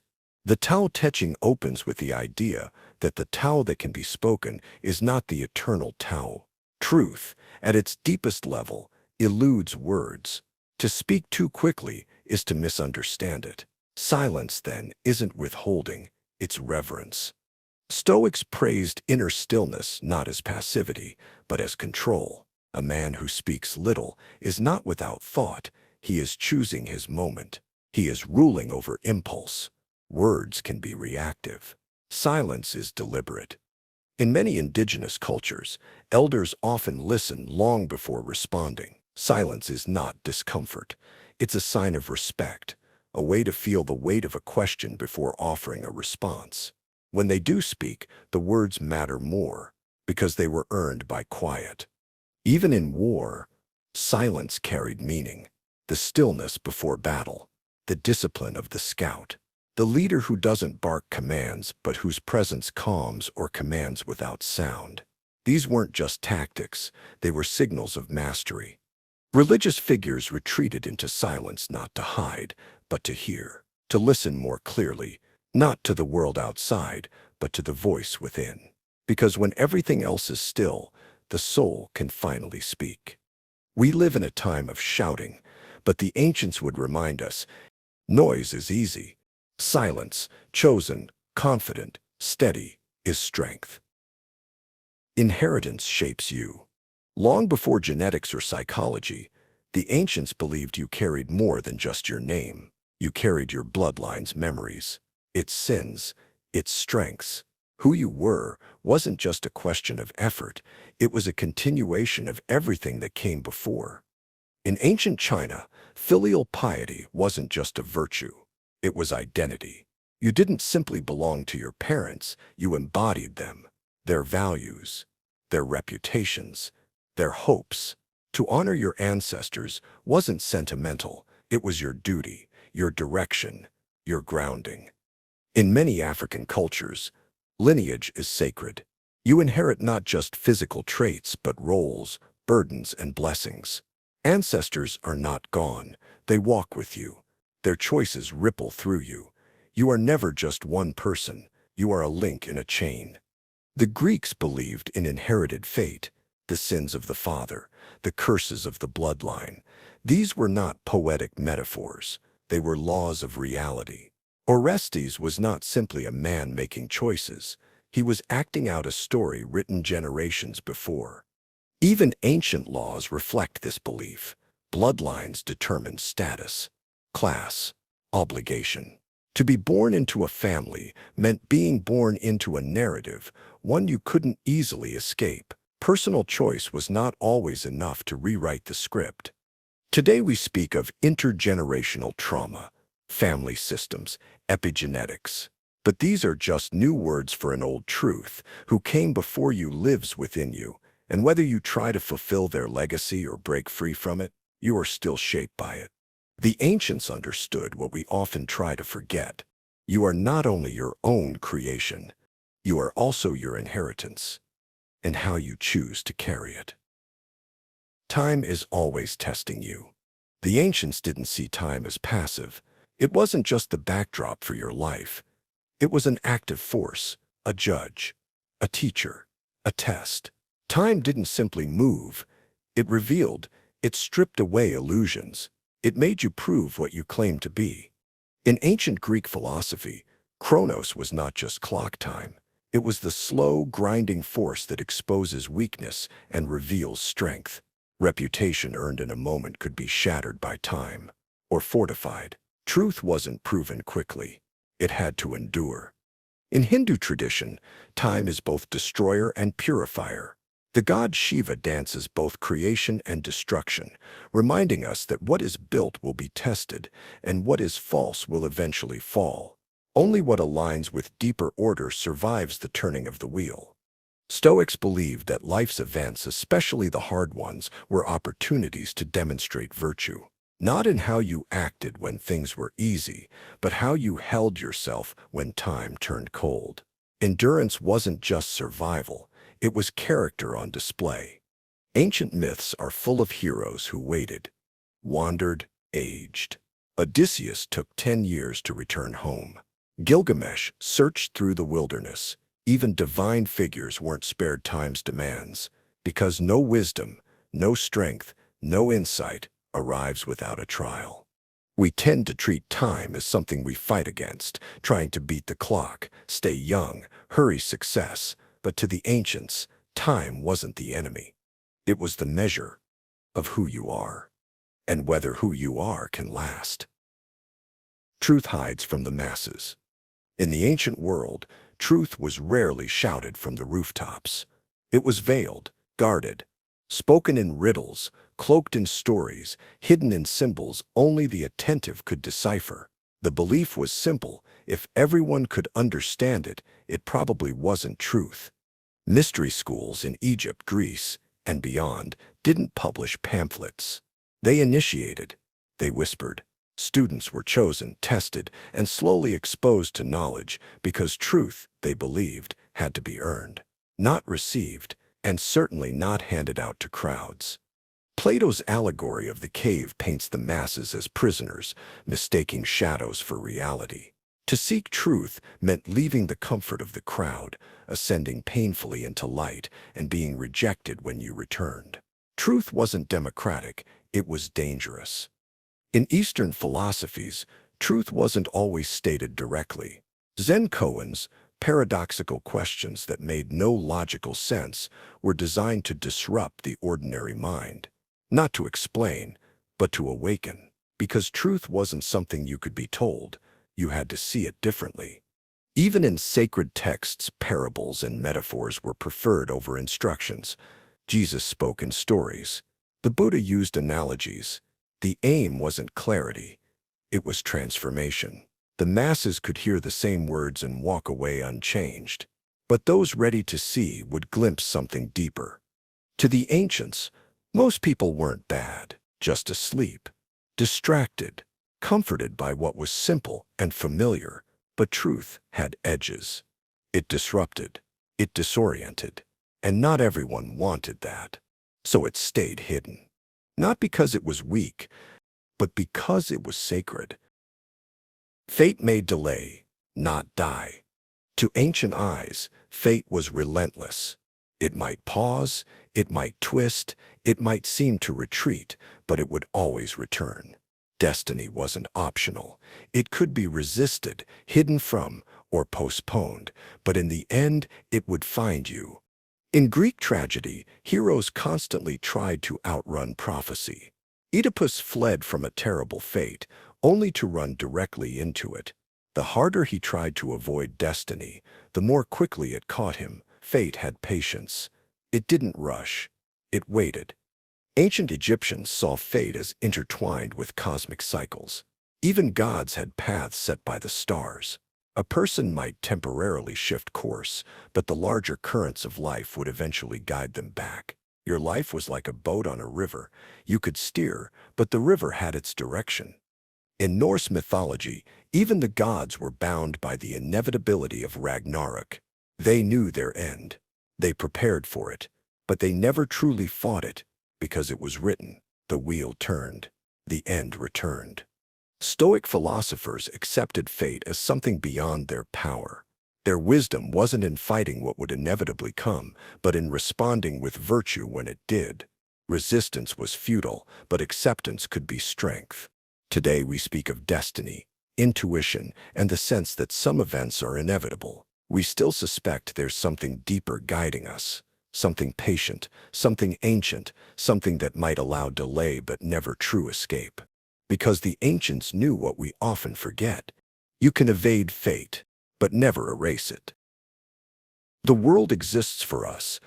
For many ancient cultures, humanity wasn't merely part of the world, it was its reason. Nature, animals, plants, and even the cosmos existed to serve human beings. To nourish, teach, test, and reward. The universe wasn't indifferent, it was designed around us. In ancient religious traditions, creation myths often placed humans at the center. The book of Genesis gives humanity dominion over the earth, not just permission but responsibility. The world was made to sustain and be sustained by us. Our actions mattered deeply, precisely because we were central. In classical Greek thought, Aristotle argued everything in nature has a purpose, and humanity occupied a special place in that purpose. Animals and plants existed for our use and understanding. Our reason, our ability to observe and classify, set us apart, not just from animals, but above them.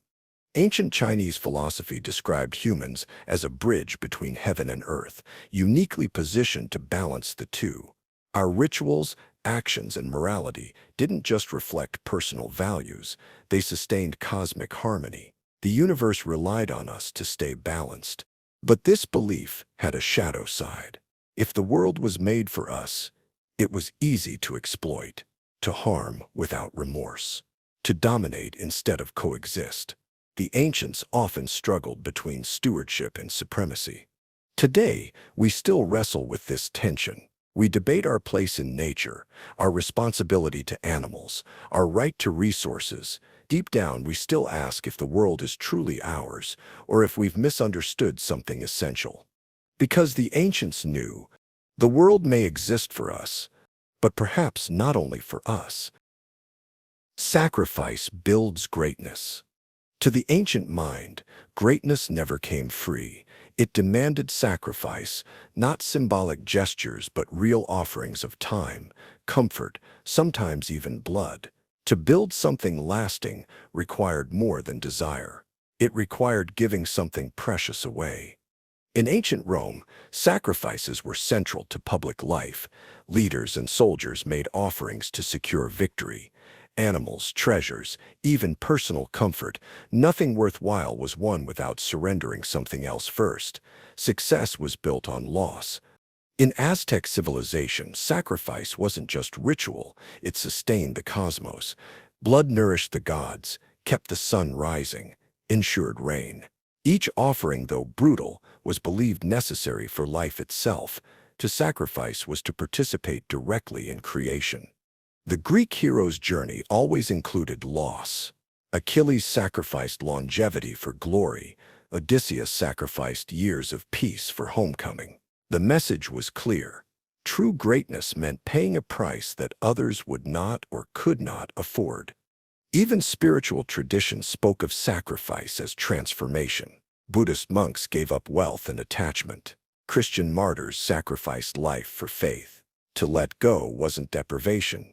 It was proof of worthiness. It made space for something greater to enter. Today, we still sense this.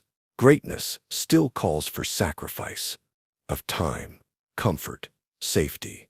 We admire those willing to trade immediate pleasure for long-term vision, because ancient wisdom reminds us nothing extraordinary is ever created without first offering something in return. Nothing escapes divine eyes. To the ancient world, nothing was hidden, secrets whispered, deeds done in darkness, thoughts held silently. All were observed, not by people, but by divine watchers, gods, ancestors, cosmic forces. Someone was always watching, measuring, judging. In ancient Egypt, the Eye of Horus symbolized protection, but also perception. Nothing escaped its gaze. Every lie, every secret act, every silent cruelty was seen, and eventually weighed. The Greeks spoke of gods who walked disguised among mortals. Zeus could be a stranger. Athena might appear as an old woman. Divine presence was everywhere, invisible, aware. The gods weren't distant. They were involved and watching. In the Hebrew tradition, God's omniscience was total. King David wrote that no darkness was deep enough to hide from divine eyes. Every motive, every intention, exposed. To fear God wasn't terror. It was awareness. You lived beneath a gaze you could neither fool nor evade. In ancient Chinese thought, heaven observed humanity's actions and intentions. Good deeds brought blessings. Evil invited retribution. There was no escaping its attention, no hiding from its judgment. Nothing happened unnoticed. Today, even as our faith shifts, we still feel watched. Cameras record us. Screens track us. But the ancients would remind us the deepest scrutiny is older than technology. It's the belief, felt more than spoken, that somewhere, someone knows everything we hide. Because ancient minds understood, the only secret that truly matters is that nothing is secret at all. Pride brings the fall. To ancient cultures, pride wasn't just a vice, it was a warning. The moment you claimed greatness, you stood at the edge of downfall. Confidence was strength, but arrogance invited disaster. Greek myths overflowed with examples. Icarus flew too close to the sun, his pride melting his wings. Narcissus was so consumed with his own beauty, he perished staring at his reflection. Heroes, kings, even gods who placed themselves above humility, always found the same ending, a humbling fall. Ancient Rome echoed this caution. Generals who conquered returned in triumph, but with a slave whispering reminders that glory fades, victory passes. Memento mori, remember you will die. Pride was fleeting, dangerous. To embrace it was to court ruin. In Chinese philosophy, pride disrupts harmony. Confucius taught that humility aligns one with the natural order. Lao Tzu wrote, "Those who boast achieve nothing." Pride wasn't just personal, it was cosmic imbalance. The Hebrew Bible repeated it plainly. Pride comes before destruction. Pharaoh defied humility, and plagues followed. Babylon claimed invincibility and fell. Pride was seen not just as personal flaw, but as a sin against divine order. Today we still see it. Overconfidence precedes mistakes. Arrogance blinds judgment. But the ancients remind us that pride's danger isn't just practical, it's existential. It isolates, it forgets limits, it denies the fundamental truth of being human. We rise only when we remember how quickly we can fall. Stories beat the facts. In ancient times, facts didn't shape culture, stories did. Myths weren't fantasies, but truths dressed in symbols. What mattered wasn't literal accuracy, but emotional resonance. Stories taught what facts alone could never capture. Greek myths weren't just entertainment. They shaped morality, identity, politics. Achilles wasn't remembered because historians verified his life, but because his story told truths about honor, rage, mortality. Facts fade quickly. Stories endure. In ancient India, epics like the Mahabharata carried culture. The battles and divine interventions weren't documented events. They were narrative containers for teaching duty, fate, sacrifice. They shaped generations not because they happened exactly as told, but because their meaning was timeless. Ancient Egyptians lived within stories carved in stone. Pharaoh's divine right, the journey of the sun god through the underworld, these were more than beliefs. They were frameworks of understanding, realities more powerful than mere records of history. In indigenous traditions worldwide, stories were survival, tales of tricksters, animal spirits, creation myths. These narratives passed down wisdom. To lose the stories wasn't just cultural loss, it was existential. Today, despite our reverence for facts, we still seek stories. We're moved by metaphor, guided by heroes, shaped by legends. Because facts speak to the mind, but stories speak to the soul. The ancients always knew. Truth becomes real only when we see ourselves in the story. The afterlife must be earned. To ancient civilizations, death wasn't the end, it was the beginning of judgment. The afterlife wasn't guaranteed. It had to be earned, through action, through honor, through alignment with cosmic or divine law. In ancient Egypt, the soul faced the weighing of the heart. If it was lighter than the feather of Ma'at, truth and balance, you could enter the eternal fields. If heavier, you were devoured. Eternal peace didn't come from belief, it came from how you lived. Greek tradition spoke of the Elysian fields, reserved for heroes and the righteous. But not all souls went there. Most wandered the gray plains of Hades. Only those who proved themselves through courage, sacrifice, or service earned a place of rest. In Norse mythology, death in battle could grant entry to Valhalla, a warrior's paradise. But dying without valor sent you elsewhere. The gods didn't reward comfort. They honored effort. In early Eastern thought, karma shaped rebirth. Your next life reflected your deeds in this one. Goodness led upward, ignorance or harm brought you lower. Eternity wasn't a prize, it was a path, and every step mattered. Even today, remnants remain. We speak of leaving a legacy, being remembered well, resting in peace.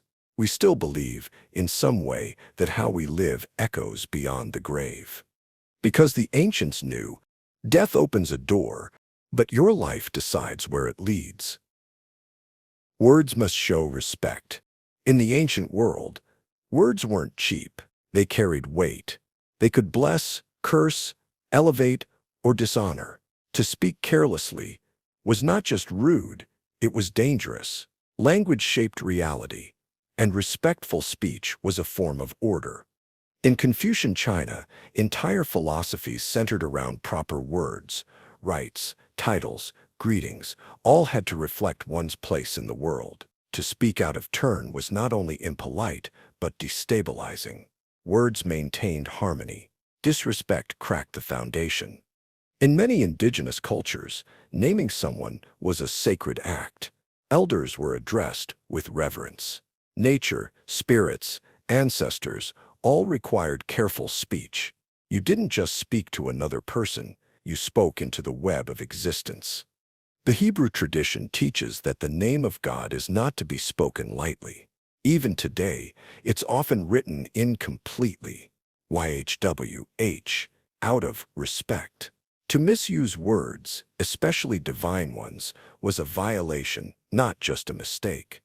In ancient Rome, public speech was an art of power and control. A well-placed insult could damage a reputation for life.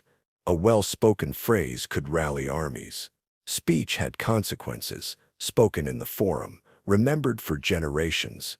Even curses were taken seriously. The wrong word at the wrong time could bring ruin. Words weren't just labels, they were tools, weapons, blessings. Today, we speak faster, louder, and more casually than ever. But somewhere deep in our cultural memory is a trace of the ancient rule. Words are not just noise, they are responsibility. Symbols shape your fate. In the ancient world, symbols weren't decorations. They were power condensed. A line, a mark, a shape, each could carry centuries of belief, warning, blessing, or curse. The symbol wasn't separate from the thing it represented. It was a doorway into it. To the Egyptians, the ankh wasn't just an image of life, it was life. Its presence in tombs and carvings wasn't ornamental, it was functional. It protected. It sustained. It reminded both gods and humans of the sacred bond between death and eternity. In Norse culture, runes were more than letters. Each had meaning, energy, and a place in the cosmic order. To carve a rune wasn't just to write. It was to invoke warriors, etch them onto weapons, not for style, but strength. A symbol guided the fate of the blade. In Eastern traditions, mandalas weren't just beautiful, they were maps of the universe. Every line mirrored cosmic order. To meditate on a symbol was to align the self with something larger, something eternal. Geometry became a spiritual compass. Even flags, seals, and family crests carried power. They stood for legacy, loyalty, sacrifice. In many cultures, to deface a symbol was a deeper insult than attacking a person. Symbols endured. They echoed. Today, we still use logos, tattoos, emojis, brands. We still surround ourselves with icons we don't fully understand but feel drawn to. Perhaps that's the lingering truth the ancients never forgot. Symbols don't just reflect your fate, they quietly shape it. Names hold hidden power. To ancient civilizations, names weren't arbitrary. They were revelations. A name wasn't just what you were called, it was who you were. To know someone's true name was to gain access to something deeper, their essence, their fate, sometimes even their control. In ancient Egypt, pharaohs had multiple names. Some were public, others secret. The hidden names were thought to protect the soul from harm. If an enemy knew your true name, they could curse you, bind you, call on powers beyond the physical to alter your destiny. In many African and indigenous traditions, names were earned over time. A child might receive a name that changed as they grew, reflecting not just age, but wisdom, events, and spiritual connection. To misname someone was to misunderstand them entirely.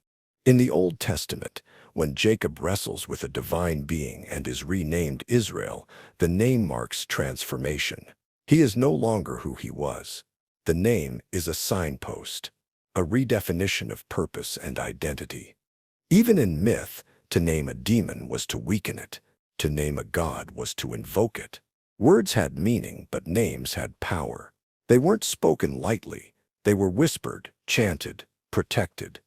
Today we still feel this in subtle ways. We flinch when our name is misused. We hold back from revealing too much to strangers. We sense that being named comes with responsibility, and being unnamed can make one feel invisible. Because the ancients understood, to speak a name is to touch something sacred. Old ways still work. The world changes fast, but in every era of rapid transformation, there's always been a quiet belief echoing through time that the old ways still hold something essential, something modern tools and new ideas can't replace. Ancient healing practices, herbs, breathwork, fasting were passed down long before scientific validation. And now, centuries later, we find ourselves returning to them. Not out of nostalgia, but because they still work, they still calm the body, still bring clarity, still connect us to something deeper than efficiency. Old rituals, lighting a flame, bowing to the sun, sharing a meal in silence, persist in hidden corners of modern life. Even when we don't remember where they came from, we feel their rhythm, their grounding effect. They remind us that some wisdom isn't invented, it's remembered. Farming methods based on lunar cycles, stories carved into stone, songs sung before battle or birth, all were part of a world where repetition wasn't superstition, but trust in what had already proven itself across generations. Today, we seek innovation, speed, convenience, but we also burn out, feel lost, and it's in those moments we turn back to what feels slower, simpler, older, because the old ways aren't obsolete, they're foundations. The ancients understood that progress isn't always forward. Sometimes it circles back. Because not everything old is outdated. Some of it is eternal. Truth feels familiar. In the ancient world, truth wasn't something you proved, it was something you recognized. It didn't have to be argued or measured. It landed, like a remembered dream, or a melody you've never heard but somehow already know. Sages and mystics across civilizations describe this same moment, a deep stillness, a wordless clarity, a shiver, not of fear but of recognition. When a truth is spoken, not just any truth, but your truth, it doesn't surprise. It confirms, it clicks into place like a long-missing piece. This belief shaped how ancient people approached knowledge. The Vedic tradition called it Shruti, that which is heard, not invented. In Greek philosophy, Plato spoke of learning as remembering. Truth was not taught from outside, but uncovered within. Myths, too, carried truths that weren't literal, but felt right. A serpent shedding its skin, a god walking among mortals, a soul weighed against a feather. These were not facts. They were mirrors, and when you looked into them, something in you nodded. Today, surrounded by information, we chase truth through evidence and argument. And yet, the truths that shape us, the ones we carry into love, into loss, into silence, don't come from charts or citations. They come from a feeling that's hard to explain, but impossible to ignore. Because the ancients knew, truth doesn't always need proof. It needs to be felt. Fear teaches first, before philosophy, before morality, before memory. There was fear, not as weakness, but as teacher. The earliest humans didn't need language to understand danger. They felt it in their bones, in the quickening of the pulse, in the instinct to freeze or flee. Fear was the first lesson. Ancient traditions didn't dismiss fear. They honored it. In Greek mythology, Phobos and Deimos, the gods of fear and terror, rode into battle beside Ares. Fear wasn't separate from courage.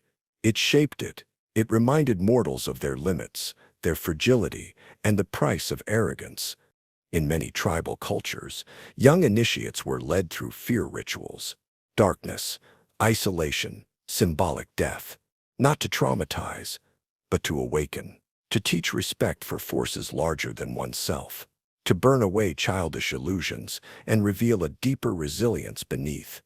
In ancient religious texts, fear of the divine was seen as the beginning of wisdom, not because the gods were cruel, but because reverence begins with humility. To fear the consequences of your actions is to begin understanding them. Even now, fear still teaches us before anything else does. It sharpens attention. It marks what matters. It holds memory longer than joy. And sometimes fear reveals what we truly love, because we fear losing it.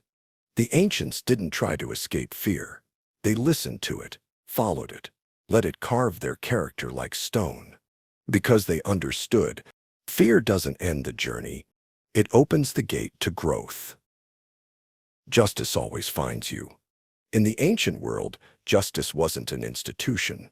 It was a force, slow, sacred, inescapable. It didn't depend on courts or kings. It existed with or without witness. Whether hidden or known, every act rippled outward, and those ripples eventually returned. In Egypt, the goddess Maat embodied truth, order, and justice. At death, your heart was weighed against her feather. If your deeds were heavy with cruelty or deceit, your soul was devoured. There was no escape. Not in life, not in death. The Greeks had Nemesis. She punished hubris, the arrogant belief that one could outsmart fate or moral consequence. You might rise, deceive, even flourish for a time, but justice was patient. It didn't forget. In Hindu thought, karma was not punishment. It was reflection. What you sent out would return, shaped by your intention. In this life or the next, the balance would be restored. It didn't matter if others saw. The universe saw. Ancient myths and laws shared this belief. Wrongdoing echoes, not always immediately, but it gathers weight, and when it returns, it does so not to destroy, but to correct, to balance. We still feel this in our language. What goes around comes around. You reap what you sow. Somewhere, buried beneath modern systems and delays, the old belief remains. You can outrun people. You can delay the truth. But justice always finds you. Memory must be protected. In ancient times, forgetting wasn't just a lapse, it was a danger. Memory held more than stories. It held identity, meaning, and survival. To lose memory was to unravel everything. Before written language, memory was sacred duty. Elders became living archives. Myths, genealogies, rituals, they carried it all in spoken word. Each mistake in recitation was a crack in the foundation, because what wasn't remembered ceased to exist. In many cultures, the act of remembering the dead wasn't a tradition. It was a responsibility. Offerings, songs, carved names, they weren't just acts of mourning, but acts of preservation. As long as someone remembered, the soul remained tethered to the world. The Greeks feared the river Lethe, whose waters erased all memory. It wasn't torment that defined the underworld, it was forgetfulness. The final death wasn't physical, it was being forgotten entirely. In Africa, some cultures speak of 3 deaths. The first, when the body dies. The second, when it is buried. The third, when its name is spoken for the last time. To forget is not neutral, it is erasure. Today, our memories live in photos, data, timelines, but the essence remains. We still light candles, tell stories, reread old letters. We fight to keep memory alive, not for nostalgia, but for continuity. Because deep down we know, what we remember shapes what survives. And memory is how we keep the soul of the world intact. Death should mean something. To the ancients, death was not a disappearance. It was a passage, a reckoning, a transformation. It wasn't meaningless. It was charged with significance because how you died and how you were remembered shaped what your life had meant. In warrior cultures, a meaningless death was feared more than death itself. To fall in battle, to protect your people, to die with honor, these were good deaths. They gave the life before them weight. A death without purpose was not just tragic. It was incomplete. Many ancient funerals were elaborate not for display, but for guidance.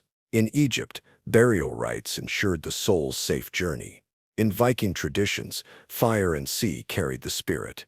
In Hindu beliefs, how one died could influence the cycle of rebirth. Death wasn't the end. It was a doorway, and what lay beyond depended on how the final moment was met. People carved names in stone, built tombs that reached toward the sky, or whispered the dead's name into the wind. All of it was ritual, not just grief. It was a way to declare this person lived. This person mattered. Their death was not silence. It was memory sealed in time. Today, death often comes quietly, sanitized behind hospital walls. And yet, when someone dies unexpectedly or unfairly, we still cry out, not just from pain, but because it feels wrong. We want death to mean something, to reflect something. Because deep in the human spirit is the same belief the ancients carried. Death should echo. It should leave a shape in the world. The wise stand alone. Throughout history, those who saw further often stood apart, not because they wanted to, but because wisdom has a cost. The deeper your vision, the more it separates you from the comfort of crowds. In many ancient tales, the wise were wanderers, prophets, hermits, philosophers, living at the edges of cities, kingdoms, and belief systems. They weren't outcasts by force, they were outcasts by nature. What they understood set them apart. Socrates, asking inconvenient questions, was sentenced to death. Lao, weary of a corrupt court, left his words behind and vanished. In African traditions, the shaman lived between the village and the wild, neither fully within nor fully without. Wisdom wasn't about knowledge. It was about seeing what others missed or refused to see. And often, that kind of sight brought silence. The wise didn't belong in every conversation because their words didn't soothe. They challenged. They disrupted illusions. There was respect, yes, but also isolation. To hold too much truth was dangerous. It threatened the stories that kept people comfortable. So the wise learned to walk gently, to speak sparingly, to carry what they knew with a quiet kind of sorrow. Even now, those who look too deeply at the world often feel alone, not because they lack company, but because the weight of insight changes how you relate. The world never looks quite the same again. And yet, in every age, a few still choose that path, not for glory, but for clarity, for the chance to see things as they are, even if it means walking alone. Because the ancients understood, wisdom isn't loud. It stands, quietly, at the edge. To belong, you must obey.